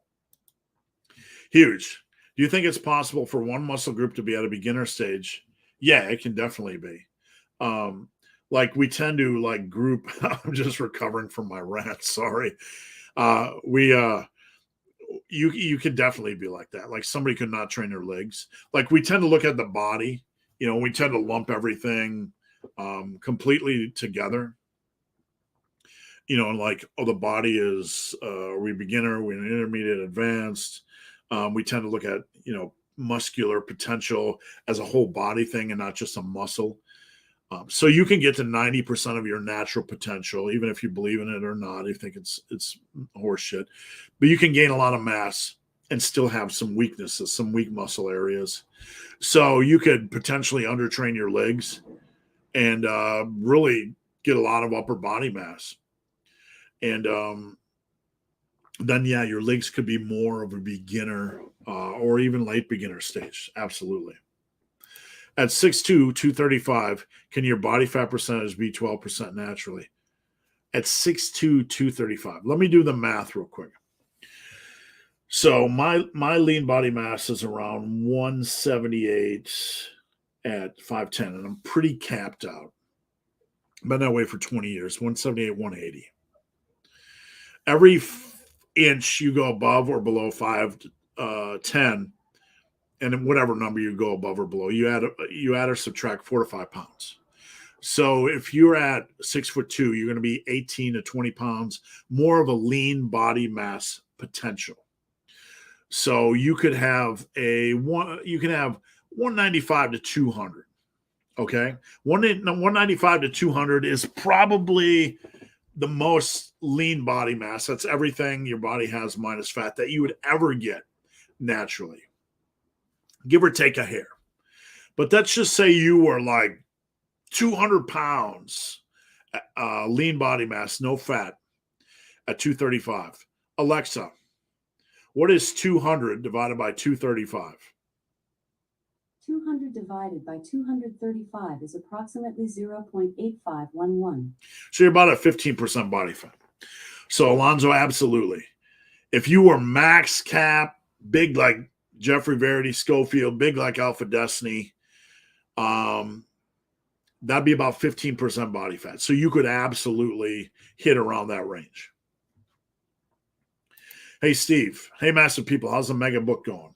I'm going to be working on it more this weekend. And it's going slow, but I'm picking up speed. Started squatting again. I tried to pick up a weight I thought I could do 5 to 7 reps with, but surprised myself into 20 reps. Be careful. Be careful. Remember, your connective tissue takes a while to get up to speed. So even though from a muscular standpoint, you haven't squatted in a while, the connective tissue might be lagging. Remember, there's different mechanisms when we lift. We have connective tissue and we have the musculature system, right? We have the muscle. The muscle might be up to speed, but the connective tissue might not be up to speed. So just make sure you ease into things. Should I bump the weight up? I would bump the weight up, but go slow and steady, but be super careful by getting aggressive with the reps. We don't need you getting injured.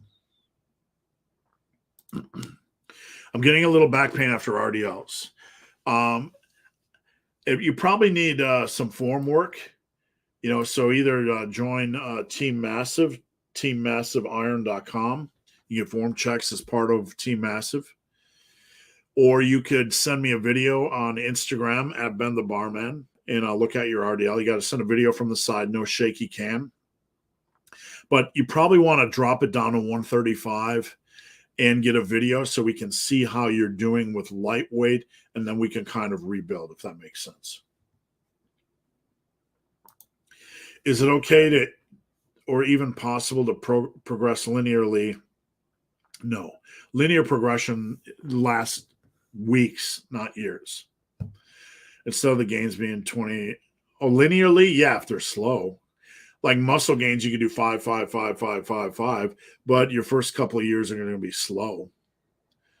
The body, like if you're training at the same level of and it's really hard, it's going to be fast and then slow over time. We're talking about muscle gains and strength gains. If you're kind of mediocre, it could be more linearly, you know what I'm saying? But it would require mediocre training. Bill, when I bought my belt, I didn't know better and got a double. Yeah, man, those suck. When I was training the Special Olympians, the double prongs, we had to throw them out because you get them tight. It's hard to get them off, man. Sometimes you get a little bit scared that you can't get both those off at the same time. So I would never get a double prong. Are block pulls low below the knee rack pulls better for back hypertrophy? If you want to include back focus in your pulling, I would probably pull from 3 to 5 inches off the ground or use a hex. A hex is going to involve a little bit more quads, obviously, but you're still getting some back stress. Come here. You can say hi. You okay? Below the knee rack pull, not right below the knee. I think that's too high. I don't like that variation really, unless you need to deload from in your lower back. Come here. It's okay. You can come say hi. Come here, buddy boy. This is my dog, buddy boy. Come here, buddy boy. You okay? I heard you coughing. Are you okay? You're the best boy. Are you the best boy? Thank you. My nose is clean now. But I would pull from like 3 to 5 inches off the ground. Thank you, buddy boy. This is buddy boy. He's my guy. He's my buddy. He's a wiener dog, but he's the best good boy. They're so loyal. Such good dogs. You're a good buddy. I love you. You're a good dog. All right, Andreas. We had to have a dog to balance out my rants today. Hey, big hairy ugly dude, massive crowd. What do you think of Dr. Mike's critique of rack pulls? I didn't actually see it. The only thing I can tell you, and Meadows agrees with you. The only thing I can tell you is a rack pull from 3 to 5 inches, I think is really good for the back. while reducing for the upper back, while reducing lower back stress. So if you want a good variable that reduces lower back stress a little bit, do the rack pull. The difference between a rack pull, though, is you have to understand you're pulling slightly different. So you want to get more upright, more like a sumo pull, and you want to kind of pull up and away on a rack pull rather than straight up. Get a leg blaster from Frank Zane. Bill, for me, it's not worth the money for those squat stations. It is that look from my wife, the one that really hurts. Belt squats. Belt squats are good at home if you can find a station or a setup that works. Absolutely. Red Polar Bear. Suggestions on rotating leg training in the long term.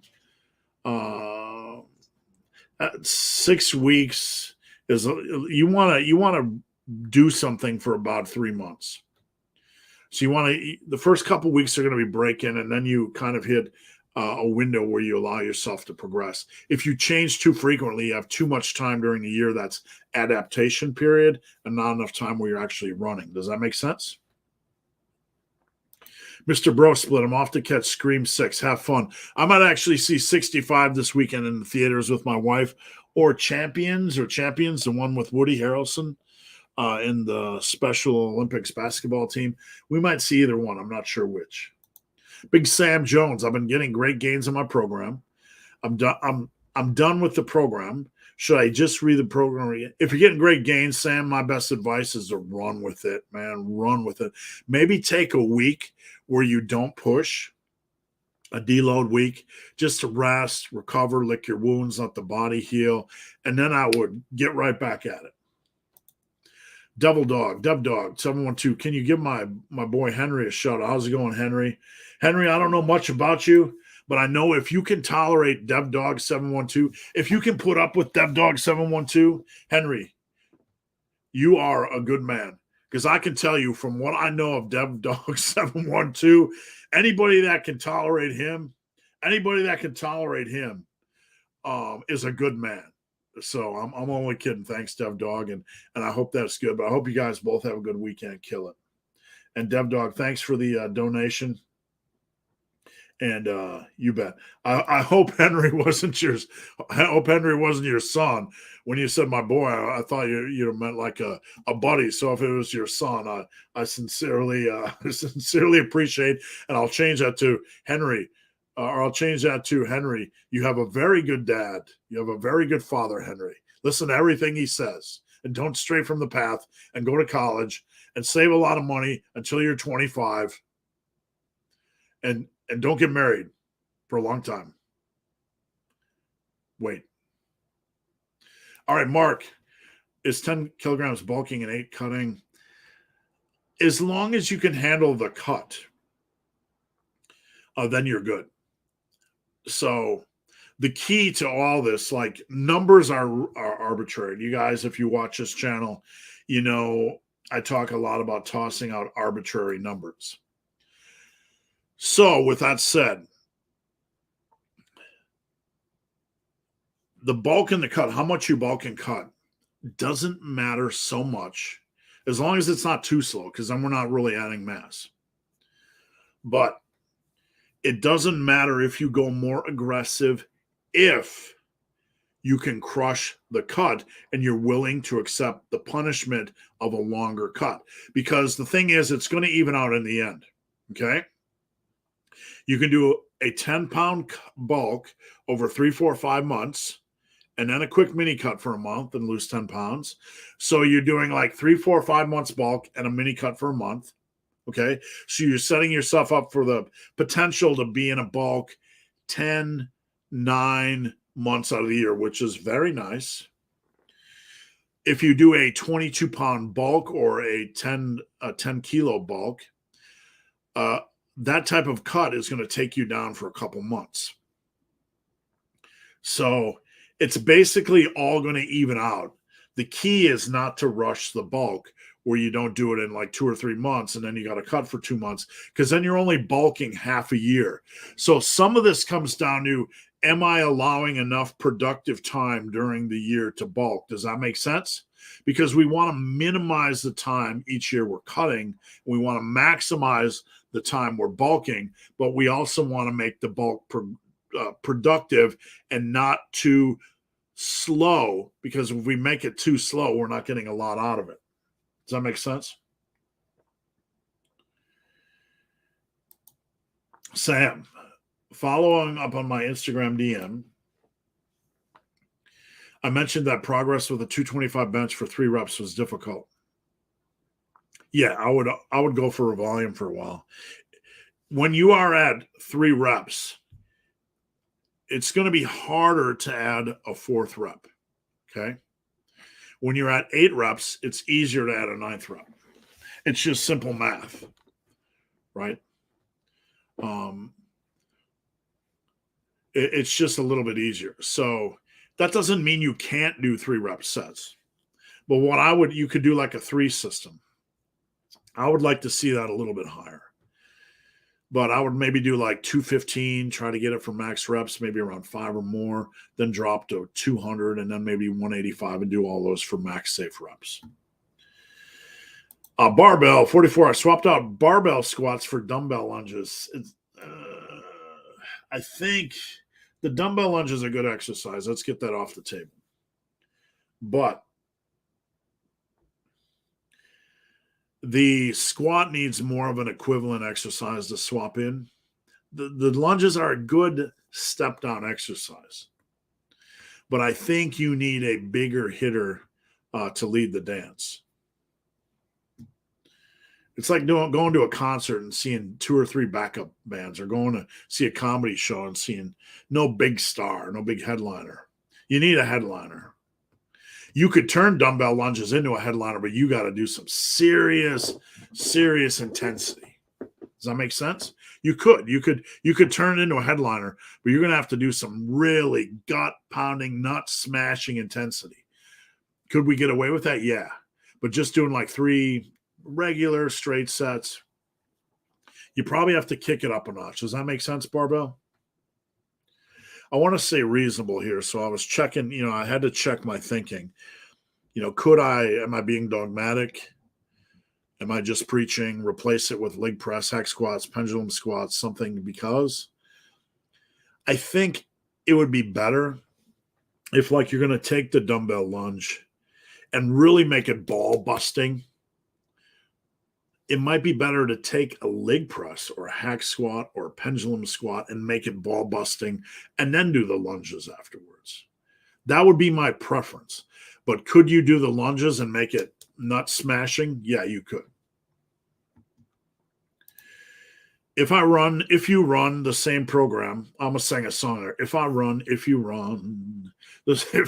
sorry. You guys have to tolerate my bad humor. It's a long live, so occasionally my bad humor sneaks out.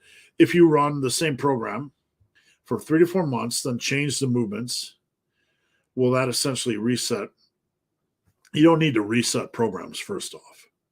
It's the hard training and the progressive overload and the nutrition that drive results. So you don't need to change or reset anything. Whether you reset or change some exercises because you want to change, or you stay with the same because you like consistency, is not going to matter. If you need a change, that's fine. Just crush it. Whatever you do, crush your nutrition, and you'll be fine. Greg Graves, what's your take on Arnold's Golden Six? I did an article on it back in the day. It's all right. It's not a great program. We need more well-rounded programs. It's a fun program to look at, and maybe a fun program to run for 3 or 4 months. But we always have to lean on the side of a little bit more exercise variety. And, there's some we know better in some ways now that some exercises have a deeper learning curve, or a longer learning curve that takes you to get up to speed to get a lot out of them. LV King, morning coach. I'm looking for a new gym. What are some gym red flags? Walk in the gym and see if there's a place you can deadlift. Even if you don't want to deadlift, you want to see if there's people deadlifting, because that gym has the mindset that's okay to allow people to work hard. So if they don't allow deadlifting, or you don't see anybody deadlifting, what I would ask is, do you allow deadlifting? And if they say no, then say, is there any other lifts you don't allow? You want to dig deep. It's your money. One thing you want to see is you want to check out the gym during peak hours. You want to see if it's a sausage party, right? You want to see if every swinging dick is in the dumbbell and squat racks during peak times. Because if it's like a sausage party, if it's like a sword fight, excuse my crude humor, but like if you go in there at peak times, there's a YMCA that I have a membership to that my wife goes a lot for classes, and I occasionally try to go down there to work out. When I go down there at peak times, there's like 32 sausages sword fighting in the dumbbell area, doing all kinds of crazy shenanigans. So I don't want it to, if it's too packed during peak time, it's usually probably still pretty packed during off times to try to get a squat rack.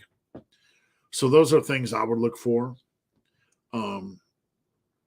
Flexibility in hours. Like I like to have a gym where I can go early in the morning, late at night if I want to, or off hours. That's not closed on Sunday.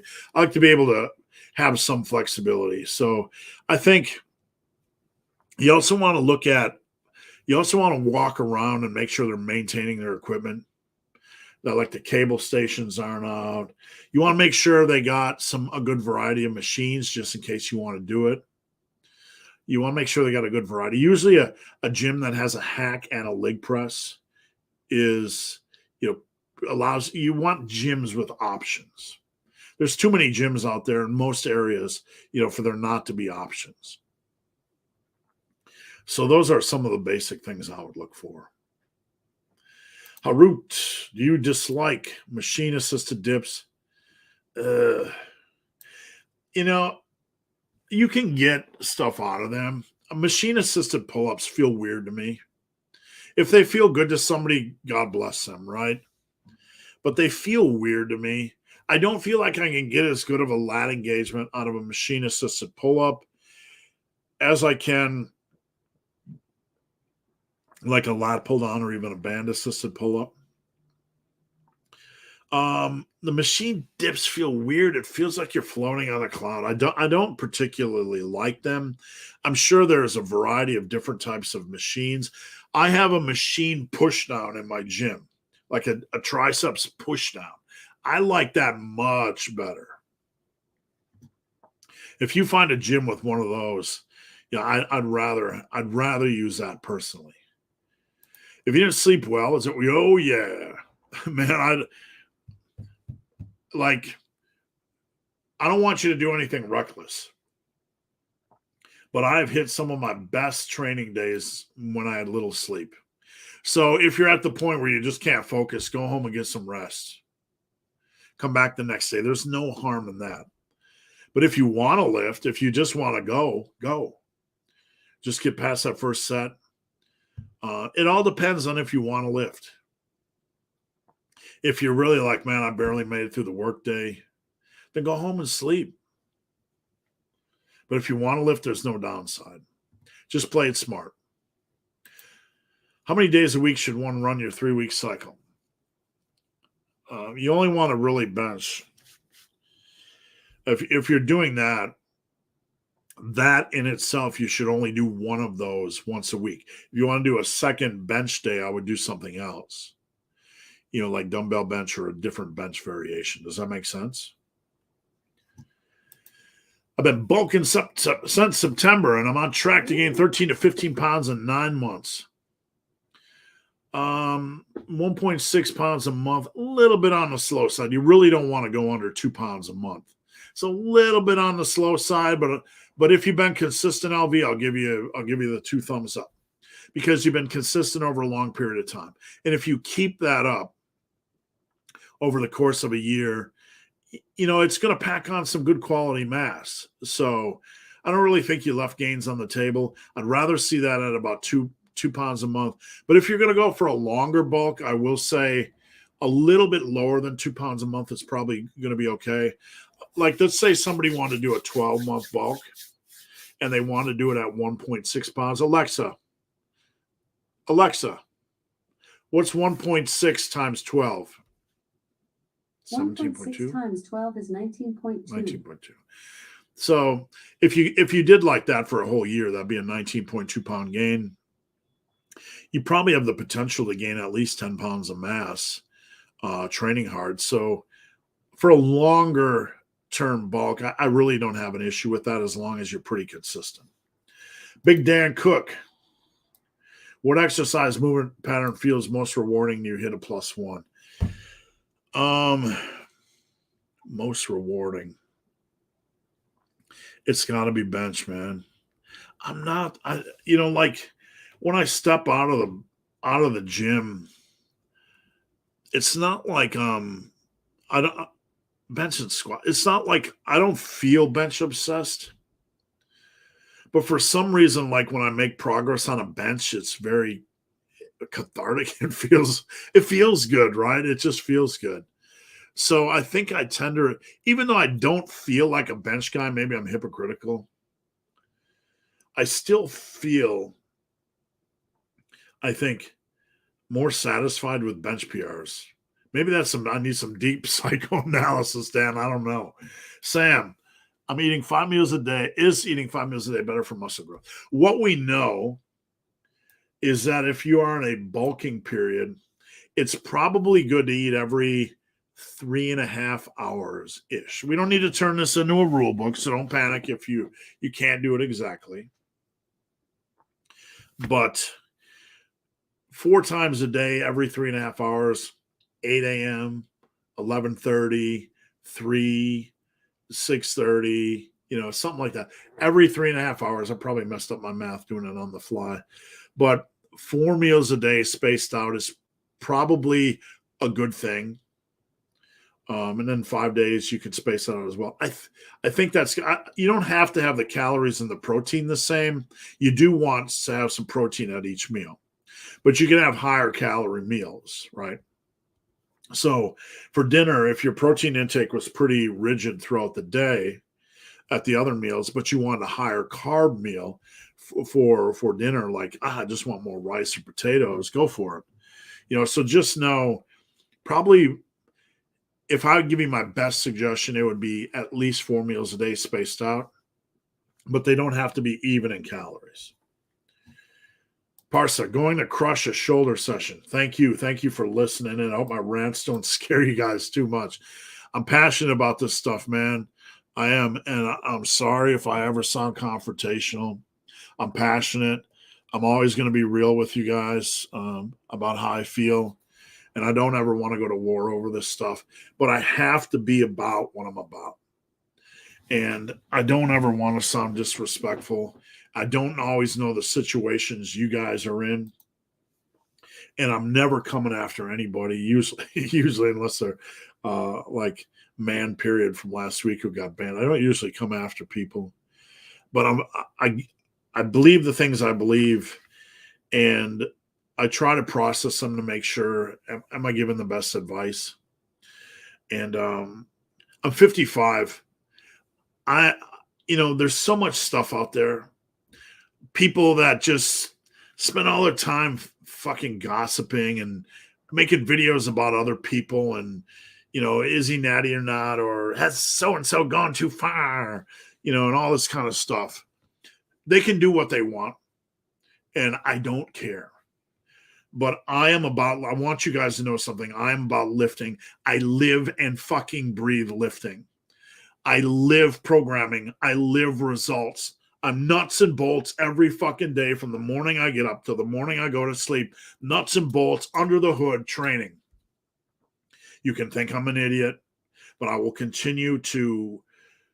I'm passionate about lifting. And every day I get up and I do all my client messages and I'm on Team Massive and I answer Instagram questions. I look at YouTube comments. It's about lifting and results. So if I ever rant or am passionate, mostly I just want to see you guys get away from the bullshit because I care. And if I am wrong, I'm going to try to learn from it.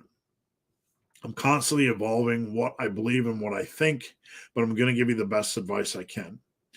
And I'm 55 and I'm done dealing with the horse shit in the industry. I'm fucking done with it. I'm fucking done with it. People don't believe what I have to say. That's okay.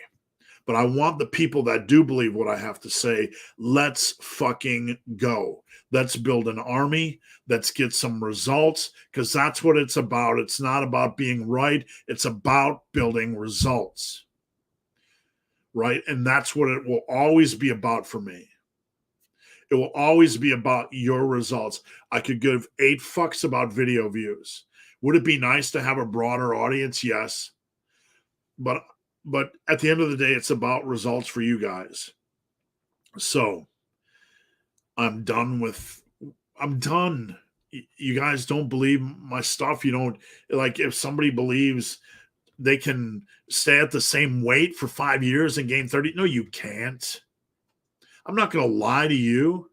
You can't stay at 162 and build 30 pounds of muscle and lose 30 pounds of fat. How are you going to lose 30 pounds of fat? You have to be in a deficit.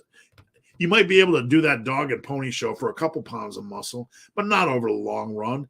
And look, I'm going to be honest. If you believe you can, do you really believe you can? Do any of you, outside of the little rare, somebody lost a couple pounds here, gained a couple pounds of muscle here.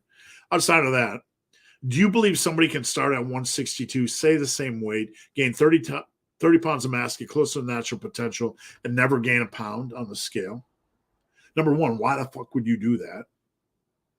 You're sticking to some arbitrary scale number. Don't we know better as a community by now? We know the scale doesn't mean shit. It's how you look in the mirror.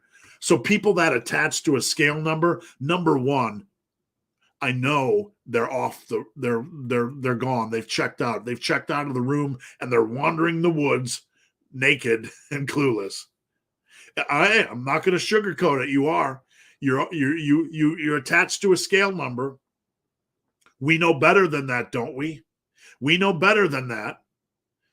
Like, if you had somebody that was just obsessed with a scale number rather than how they look, like a friend or your mom or your neighbor, like, don't worry about the scale number. Let's worry about body composition.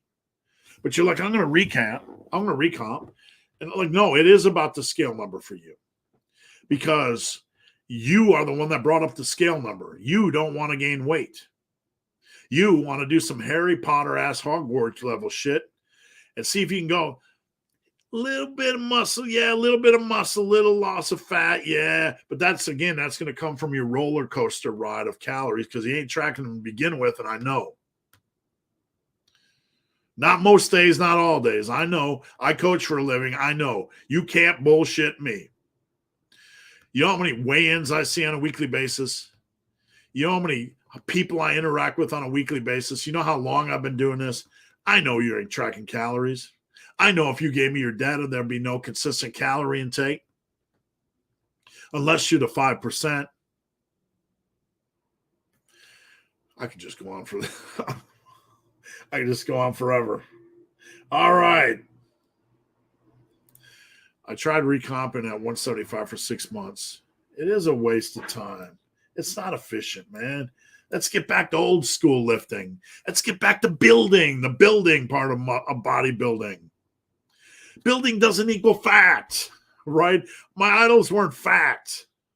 Our idols weren't fat. Every bodybuilder I've known, and I've filmed a lot and worked with a lot, they have off seasons, right? And the off season isn't a fat season. It's just not a competition season. It's a building season. And most of our years should be building. We're bodybuilding. I'm going to maintain my calories and be an accountant. Go ahead, bud. Why don't you just... But that's fine. But that's not what we're doing. You go over in the side room and do your thing. and just try to keep your weight because you're obsessed with, you do it. No judgment, no judgment. You do your thing. We're good. This is our tribe. That's your tribe. Okay. You guys go over to your tribe and you just circle in your camp, light your fire, and you can weigh in every morning and stay at 162. But this fucking camp is building fucking warriors. If I helped a friend move into an upstairs apartment, oh yeah, man, I'll tell you what. Anybody that does any moving, like any unique form of physical activity, you need to take a couple days off, eat some pizza, drink some beers, and just recover. That's my best advice because that stuff is brutal. If you're skinny, don't bulk or you'll skinny fat forever. If you're skinny, don't bulk or you'll skinny fat forever. Exclamation point. Bullshit. Can we get any more bullshit than this statement? Am I reading it wrong? If you're skinny, don't bulk.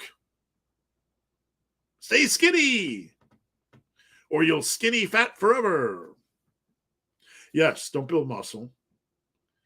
Because if you're skinny and you have 10 pounds of fat, but you can see the fat because you're skinny, because you don't have any muscle, we don't want you to build muscle. We just want you to... Good grief, man. Go unsubscribe if that's what you just said. You're in the wrong place. You're in the side room, right? Go over there where everybody's weighing themselves on the scale and they look like shit. And they're not tracking their calories to begin with. They only pretend they do on the internet. You go over there, go to your little room. We're going to stay over here. This is where this is the massive room where we're going to do massive things. Where we trust the process and we're not stapled to a scale weight because maybe you need therapy. We probably all need therapy. That's probably a bad thing to say. Maybe you need a different type of therapy than we need, right? All right. Aside from strength increase, is using FFMI a viable option to measure progress? I don't know, man. I mean, if you want to use it, go ahead.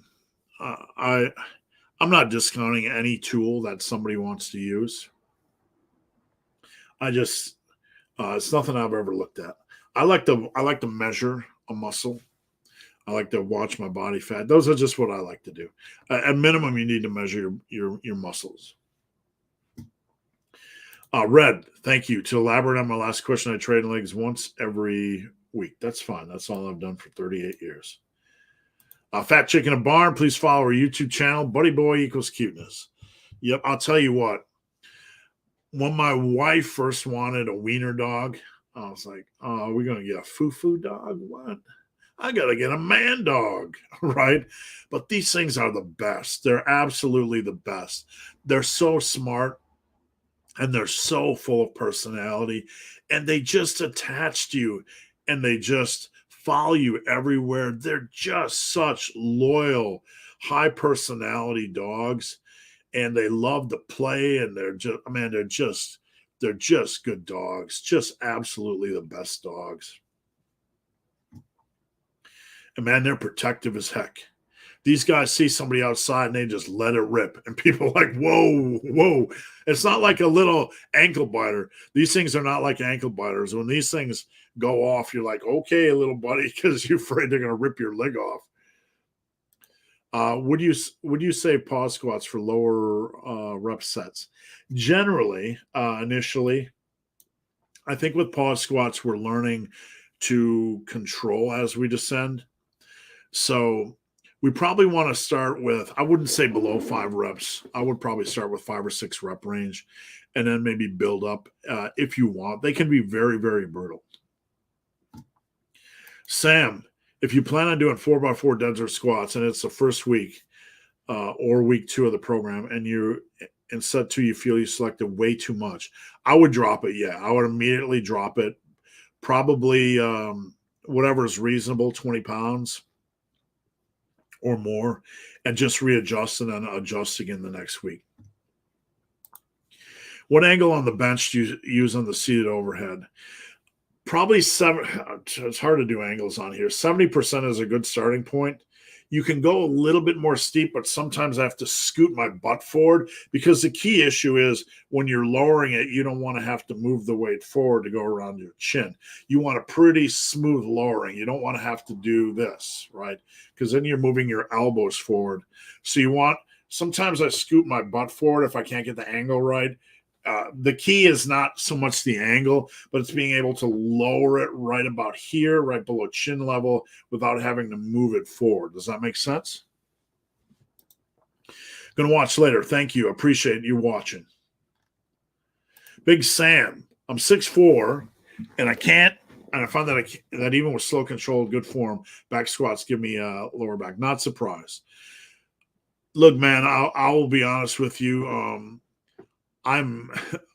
I wish I was 6'4". I like to play basketball. I wish I had that extra height. But if it could be form, I'd be happy to look at your form to see if there's anything we could dial in. Sometimes with a taller lifter, you need to go a little bit more wide stance. But if form is okay and you're getting a lower back, it could just be that you need to spend some time strengthening your lower back. So I'm not telling you need to do squats, but we have to understand that when we squat or deadlift, there's a lot of big muscle groups at play. A lot of big muscle groups, your glutes, your hamstrings, your quads, all that kind of good stuff, right? A lot of big, strong muscle groups involved in the squat. And the lower back tends to be one of the weaker ones, because we're sitting all the time, eating nachos, doing our Grubhubs, sitting watching Netflix and chill. We tend to not take care of our lower back. So when we do squats and deads, it's a good idea to take them slow. That's why I'm very much against all these, minimalist squat multiple time a week programs. They're not founded in the real world. They're not founded in coaching, real people. So squats, if you do them, go slow. Make sure you have somebody look at form. Front squats are probably going to hit your mid back, but you could do them if they feel more natural. I'm doing squat, leg press, leg extension, sissy squat for my quads. I'm not a very big fan of the squat. That's okay. What's your thoughts on skip the squat and double the leg press volume? I'm not sure I would double the leg press volume as much as maybe add another movement into the mix, but you could certainly do that. Would love to do hacks, but only have leg press at home. So if you have leg press, lunges is one thing I would consider. You could also maybe do a superset of where you do pre-fatigue, like do some leg extensions and then maybe do a set of lunges and then some lighter leg extensions for higher reps. Maybe vary the cadence and the reps and approach a little bit. All right. Is it possible to gain muscle after a year of lifting, having not gained a lot? Absolutely. Muscle is like this. This is just a generalization. Whatever you have, whatever you believe you have, whatever, it's going to be in this container. This is all the muscle you're going to gain during the course of your life. Whatever you have left to gain, naturally, it's pretty accurate to say, from what we understand, that you can gain about half. Training optimally, sleeping optimally with optimum nutrition, you can gain about half of what you have left the coming year. So year one, year two, let's say first year you sucked, okay? For lack of a better way of framing it. Year two, you still can gain about half of what you have left. So that's the beautiful thing about lifting. No matter how slow of a start you had, that's why you can gain a lot. So for me, I gained the first year was more like that. Second year, more like that. Third year, more like that. I'm boom. After 3 years, I'm just getting pounds and ounces. Whereas Jeffrey Verity Schofield on Instagram said yesterday, he kind of jabbed at the idea that it's 3 years and then scrap. But he gained more of his the last 2 years, which tells me the first 6 years it wasn't the best. And I hope he doesn't want to do an MMA fight over that, but that's my truth, and that's my best assessment. Amanda, would you consider making more fitness equipment? I would if I can sell what I have. Guys, I have The Massive Fitness. If it's all going to be about selling what I have to establish proof of concept that I can sell the basics, and from there, if I can, I will do more equipment. I like eating 4 times a day while front-loading calories. Okay, nothing wrong with that. Make a big brekkie. This makes it easier to sleep. Yep, that's fine. Whatever works for you, as long as you're not heading into your workouts, feeling super, bloated. Rika, power muscle block plus rep goal is money. Thank you, sir. I'm glad you find those tools to be helpful. Even juiced up, you got to gain weight. You probably gain weight juiced up even if you're out trying. That would probably send some of these guys into panic attacks. Oh no, the scale is going up. I'm taking D-ball and test, and the scale is going up. Oh no. Right, where's the muscle tissue? That's the whole point. If you're going to gain like a substantial amount of muscle, like over 8 pounds, over 5 pounds, like gaining 2, 3, 4 pounds of muscle, it's good. But if you want to gain a substantial amount of muscle to stay at the same weight, you're going to have to lose a lot of fat, and that's going to be in a deficit. Mikey Z, when we talk about bulking, are we aiming for a daily calorie intake? Yes, generally. You want to gain about a good starting baseline for your first quality bulk is 3, 4, 5 pounds over 10 months. Or no, 3, 4, 5 months gaining about 10 pounds. Sorry.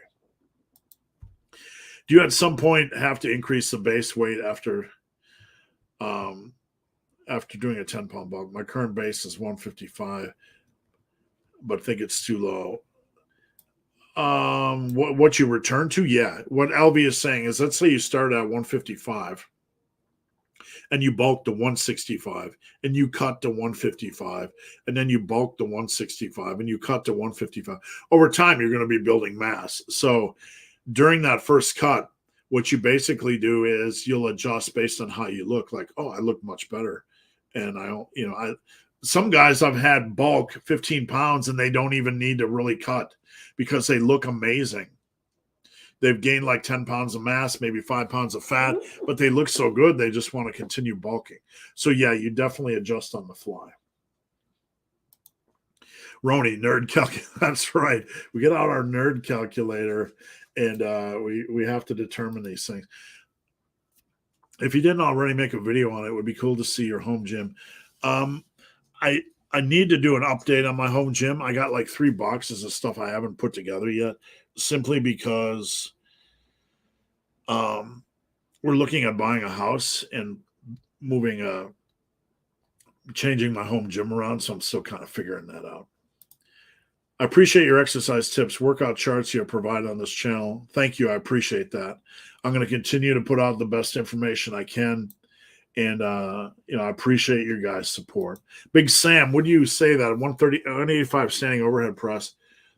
I wouldn't say advanced. I'd say really good. My goal for clients is the first big goal is 135 by 5 to 10. Not a lot of people get there. So that's a really respectable first goal. From there, 165 for reps is a next what I would consider a good, strong intermediate goal. So I would put you in the good, strong intermediate class. If it was 185 for reps, then you're probably more late intermediate. Question on grip for pull-ups. What works for the most muscles in the back? Palms facing you is going to generally stress more of the bicepticons. Palms away, it tends to naturally place you in a more leveraged position where it's more of the back. Neutral is kind of a little bit more back, less biceps, and a chin up. So generally neutral or facing away, but facing away can be super tough for a lot of people. Charles is 6'4" as well. All you guys on human growth hormone, right? What do you think of is the greatest benefit of lifting that is not related to the physical body? Mental strength. Like if you can wake up every day and do the same thing over and over and over again and trust the process, you can apply this to other areas of life, even relationships, schooling, discipline, the discipline to get up every day and to nail your nutrition and nail your training and trust the process and dig in and not stray. It's probably not directly related to height, but just a low back issue. Could be. You just got to give the lower back some time, and make sure your form is okay. And from there, then you can assess whether it's worth it. Is there an upper limit? Not really. The body is going to slower speed digestion in the intestines. The stuff that in your stomach, the food gets turned into what's called chyme, and chyme enters your intestines, and your body will slow or speed down digestion because it doesn't want to be ineffective or inefficient and waste nutrients. My wife is here. Do you want to say hi? If you have not taken it in. If you ate it, have you not taken it? I'm not sure if you're referencing the protein intake. Lee, building muscle is so much harder and takes a lot longer than losing fat. So why prolong it? Why prolong it? Get the fat off, do a cut, and then get on to the fun stuff. Who doesn't like eating in a surplus anyway? Get the fat off and get on with life. You want to come say hi? Yeah, I'm coming. I'm just going to Plus, being in a calorie surplus will give you more. Exactly. You'll feel better. You'll recover better. Just way too many benefits. Is eating 2 times a day not super optimal for a beginner? Well, you got to do what you can do. I don't think it's the best way, but, if you can get it in, your calories in, just make sure you're getting in your calories and protein. I started on the bro split, then frequency. Will it hurt to go? No, do what you want. There's no harm in flip-flopping. I've done it 1,000 times over the years. If pressing an elbow hurts, does using reps mask? No, not really. It provides support. There's elbow weakness could be general tendon weakness from just getting time to strengthen. Maybe there's one area of the body that's stronger than the other. So providing some support is beneficial, but it really depends on where the elbow is hurting and is there something contributing to that. Why does my strength on the incline barbell bench match my... It's weird, but it'll likely change over time. It just means you're stronger in certain areas, maybe the shoulders. Brandon, my son is doing goblet squats to learn the movement. Good. He's doing reps of 15. Yeah, it's fine. You don't want him to do low reps. You just want them to kind of get their repetitions in and be very controlled. Low Budge Fudge said, hello, wife. Oh, she's sneaking in. Somebody. What? Somebody did what? Patchy's been gathering cloths. This is my wife. She's not real. She's like wife-like. She's a robot. Somebody asks why I have such a beautiful wife, and I say that she's a robot. Why? Like the one. Hello. Right. That's what she did in the movie. We watched the movie Wife. Hello. Like it kind of sucked, but Sucked a big time. No. So because we're allowed to have this is my all wife's. the sausages. That's my wife's wiener. That's Bubba McSausages. I have to send this. There's Snoopy boy. Snoopy, come here. I look so white. Snoopy, come here. I look extra white. This is Snoopy. Snoopy is a horse. Snoopy is a big soldier boy. Okay, good. He's a big Snoopy boy. is a monster. Snoopy is a Snoopy. He's a strong boy. So he gives all the kisses. Oh. This is my big boy. Okay. But my wife is like, tell him all you do on a weekly basis, all your activity. Can I stand to this side so I don't look like a ghost? Yeah. Who's licking the back of my head? Is that you or the dog? This is that. Okay. So you lift weights how many times a day? Weightlifting 4 days. So Monday, Tuesday, Thursday, Fridays. Only 4 days. She's a Only pussy. 4 days. She's a pussy. Then on Monday, Wednesday, Fridays, I do cross training for an hour. Not CrossFit, cross training. Don't get your undies in a Cross bun. training is just like 30 minutes cardio, then weights training in a class. Then on Tuesdays and Thursdays, I do Zumba. Then on Wednesdays I do Pilates. Okay. And then Saturday mornings I do Muscle Max. Okay. Then on Monday afternoons and Friday afternoons I do pole dancing. Then on Wednesdays I do dance fusion and burlesque dancing. And then on Saturdays I do chair dancing. How the fuck do you remember all this? Because I do it every week. Here's the thing, like the shape she's in has nothing to do with all of her activity and her diet. It's all just genetics, right? That's why I have 16% fat on my body. She is like, but it's funny because people will assume like you came from the womb. You were actually, you got up to 236 or 226? 26. No, only about 220. 220. So you lost about 100 pounds. But my wife is super disciplined. A lot of times people will meet her and like, I wish I looked like you. And that's a big compliment, but she works her fucking ass off. She does. I eat like 14 to 1600 calories a day and have chocolate once a week. Yeah, so she is super disciplined, and I'm the man bitch of the relationship. That's very true. I suck it up. Yeah. My leg could be half broken off, and I would still go and do my exercise class every morning. She will. All right. You know that. Actually, because I got my hair done, I'm gonna go and get my nails done now. What do I get to get done?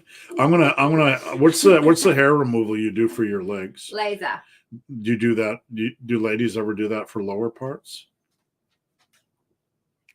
For your bikini? Yeah. Yeah, because you. Can I do that for my balls? Because then you can. You have to do it for your bikini areas. Can I do it? No, I'm asking. Can men do that for their balls? If you want to, but we have to be Would it hurt? ready. Do they have like lasers it and? hurts. It's a laser. You can't say fuck on this channel. Red. You cannot fucking say fuck on this channel. It fucking hurts. You can't say fuck on this channel. Yes, a Brazilian, and that you get Brazilian. What do you call it Brazilian if you do it to your balls? I don't fucking know the balls. Stop fucking saying fuck on this channel. You're gonna get me fucking demonetized. I don't know, but you can get it. Is it possible for an Australian not to say fuck? No, we say worse things than that. Yeah, we won't say that. That'll get me demonetized on this channel. I don't know what they call it, but yes, if you have a Brazilian, then you're swimwear ready and you can do whatever you want. You never have to worry. You always look good. So can you tell these guys, just to verify, I've been squatting for 38 years and I have a pancake ass? Because he doesn't do glute kickbacks like I told him, because I built my backside in 2 months. And I'm very proud of how juicy it's looking. Could you buy me a glute kickback machine for my Father's Day? Why don't you just do it? Just do it. Yeah, I don't know how come you don't have. You gotta focus. I have abs and an ass because I focus on those points. I can't. My parents couldn't afford abs and ass. Yeah. I have both now. It's really easy. You just got to focus on what you want.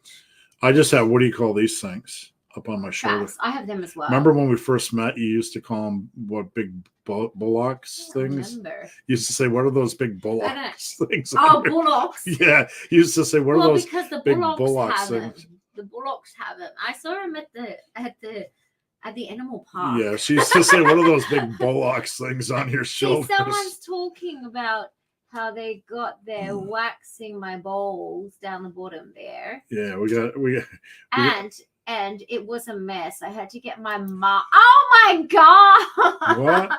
You had to get your mom and sister. They're very nice. Waxing your balls? Oh my god! Very dedicated. I'm gonna screenshot this and post this on Instagram. Funny. You can't say fuck on this fucking channel. You'd be like, my bro. Oh, that's funny. See, I don't know. I could bend right over and see everything. Like, if you can't do that, you just bent over and we nearly saw everything. Like that, watch it. We don't need to we don't need to get this channel demonetized. So if you can't bend over and see under your undercarriage, then maybe you should just not wear wax, because you're going to be looking anyways. You're a man. Nobody cares. You're meant to be hairy. I know from experience, like when you try to shave your balls, it's really easy to cut them. Because they're floppy skin. Like a goose, like a turkey. All right, I gotta get back. I'm about to get 100 on followers from this. Okay, from a ball quiz. Yeah. Anyway, thank you for. I'm gonna leave you with all the puppies. Okay. of poppiness. I'm going to take them out when I'm done with live. Okay. Okay. David, can you And explain I'm more gonna on go- the 60-40 eating schedule? Bobby, where are you? I think the 60-40 is just eating 60% of your calories at dinner or after and eating 40% before. I think it's good for big nighttime eaters. And thank you, baby. And I appreciate you guys tolerating a little bit of humor break. I like eating bigger at night, and I don't like going to bed hungry. And even when I'm not cutting, I like to eat more at night. It's just I just feel better. I feel more productive. I don't feel as sluggish during the day. So I like to save 60% of my calories for dinner and after. And how you slice and dice that doesn't really matter. I just don't like to go to bed hungry. So that's basically it. Low budge. Does the movement pattern volume have to stay in the same as the antagonistic movement pattern's volume? Like 10 sets of vertical presses have to be 10 sets of vertical pulls. No, we don't need to, it doesn't need to be exact. Back, the vertical pull is a lot harder to progress on. Usually, not hating on pull-ups or lat pull downs, but they're just, so generally it tends to be more beneficial to do horizontal pulling or rowing than vertical pulling or rolling. So pulling or rowing. So we tend to have more horizontal rowing or pulling. You're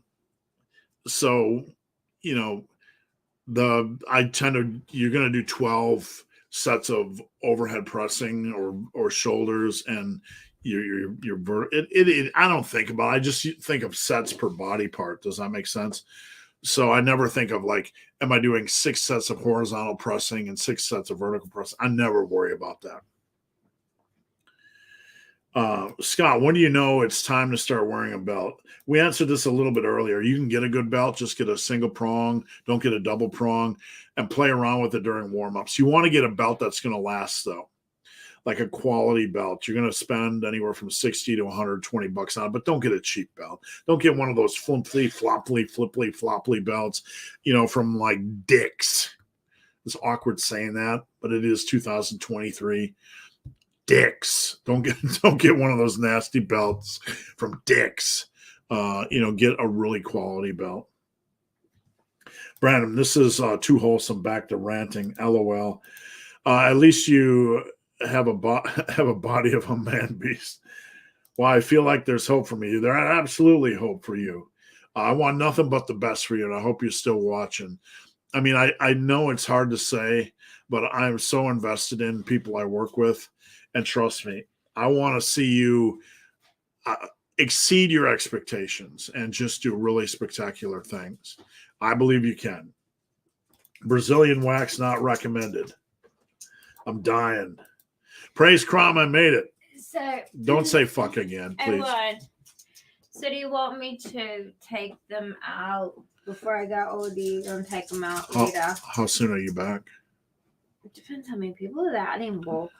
Just take Bubba out and put Bubba down, and I'll take the 2 others. You want me to leave him downstairs? Just Bubba downstairs. Okay. Come, Bubby. Bubba's her dog. Fun fact, when 12, I tried waxing my balls, and it was a mess. I had to get my mom and sister to help. Yeah, we all have low points, but that sounds like an awful low point. It was an honor. Thanks for the shout out. Thank you. I'll take Snoop as well. We were all dumb in our youth. It's all a matter of what dumb thing did we do. I'm going to take Bubba and Snoop. Okay, thank you. I was a soldier in the Army Old Guard, 2013, 2014. I have a similar waxing story, actually. Oh, here we go. Everybody posts their waxing stories. I'm going to screenshot them and post them on Instagram simply because it's public domain already. Look at this deluxe coat. I gotta look fancy and fine. Did I say you could buy anything? I didn't buy it. I bought this She stole it. I bought this months ago. Oh, okay. It's old now. It's old now. I bought it at Macy's when I was looking for baby clothes. Oh, okay. She's a grandma. I'm a grandpa. Okay, I gotta get back to this. Okay, I want to read the waxing stories. She didn't post it yet. By the way, Steve, have you finished combing through? Yeah, I did. And I got to we had so many entries. I picked winners, and I have to get to that this weekend because I had over 80 entries, so I apologize. Okay, Your wife's wiener is very impressive, sir. Thank you. Thanks for the explanation. Her wiener is actually, I'm her wiener, and I am very impressive. So thank you. Your abs are abs worth training. They are worth training, Oh, fuck yes. but Yes. don't overtrain them. You train them hard with the right exercises. The Fat Chicken in the Barn says I'm still on. If I wanted to being coached by you, how would I do that? There's a link below every video here with a form. You just simply fill it out. Super easy form. Fill it out, and I will contact you or DM me on Instagram. My waxing mishap saved my marriage. That's good to know.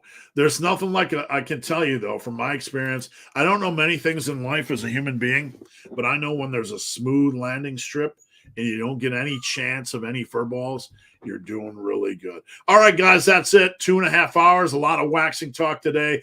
Don't go yet. Don't go yet. Hold on for 1 second. Before I get out of here, guys, just a reminder, follow me on Instagram at the Barman, please. Let's connect.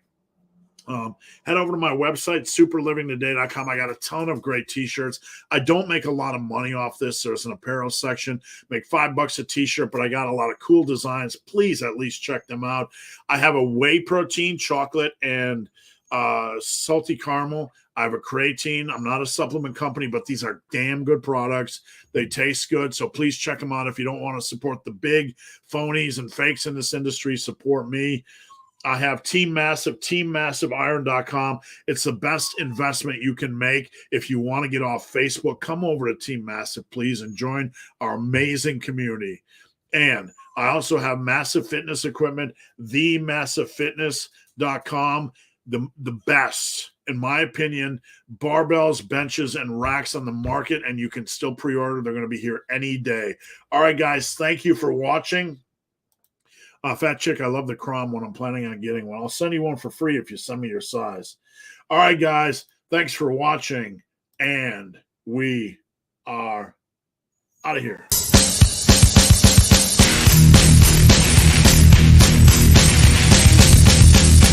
not almost over. It's not almost over. You're not almost there. You're not almost there. You're not almost there. Say something funny. Don't say anything funny. Buddy boy, you're not saying anything funny. All right, guys. See you guys later.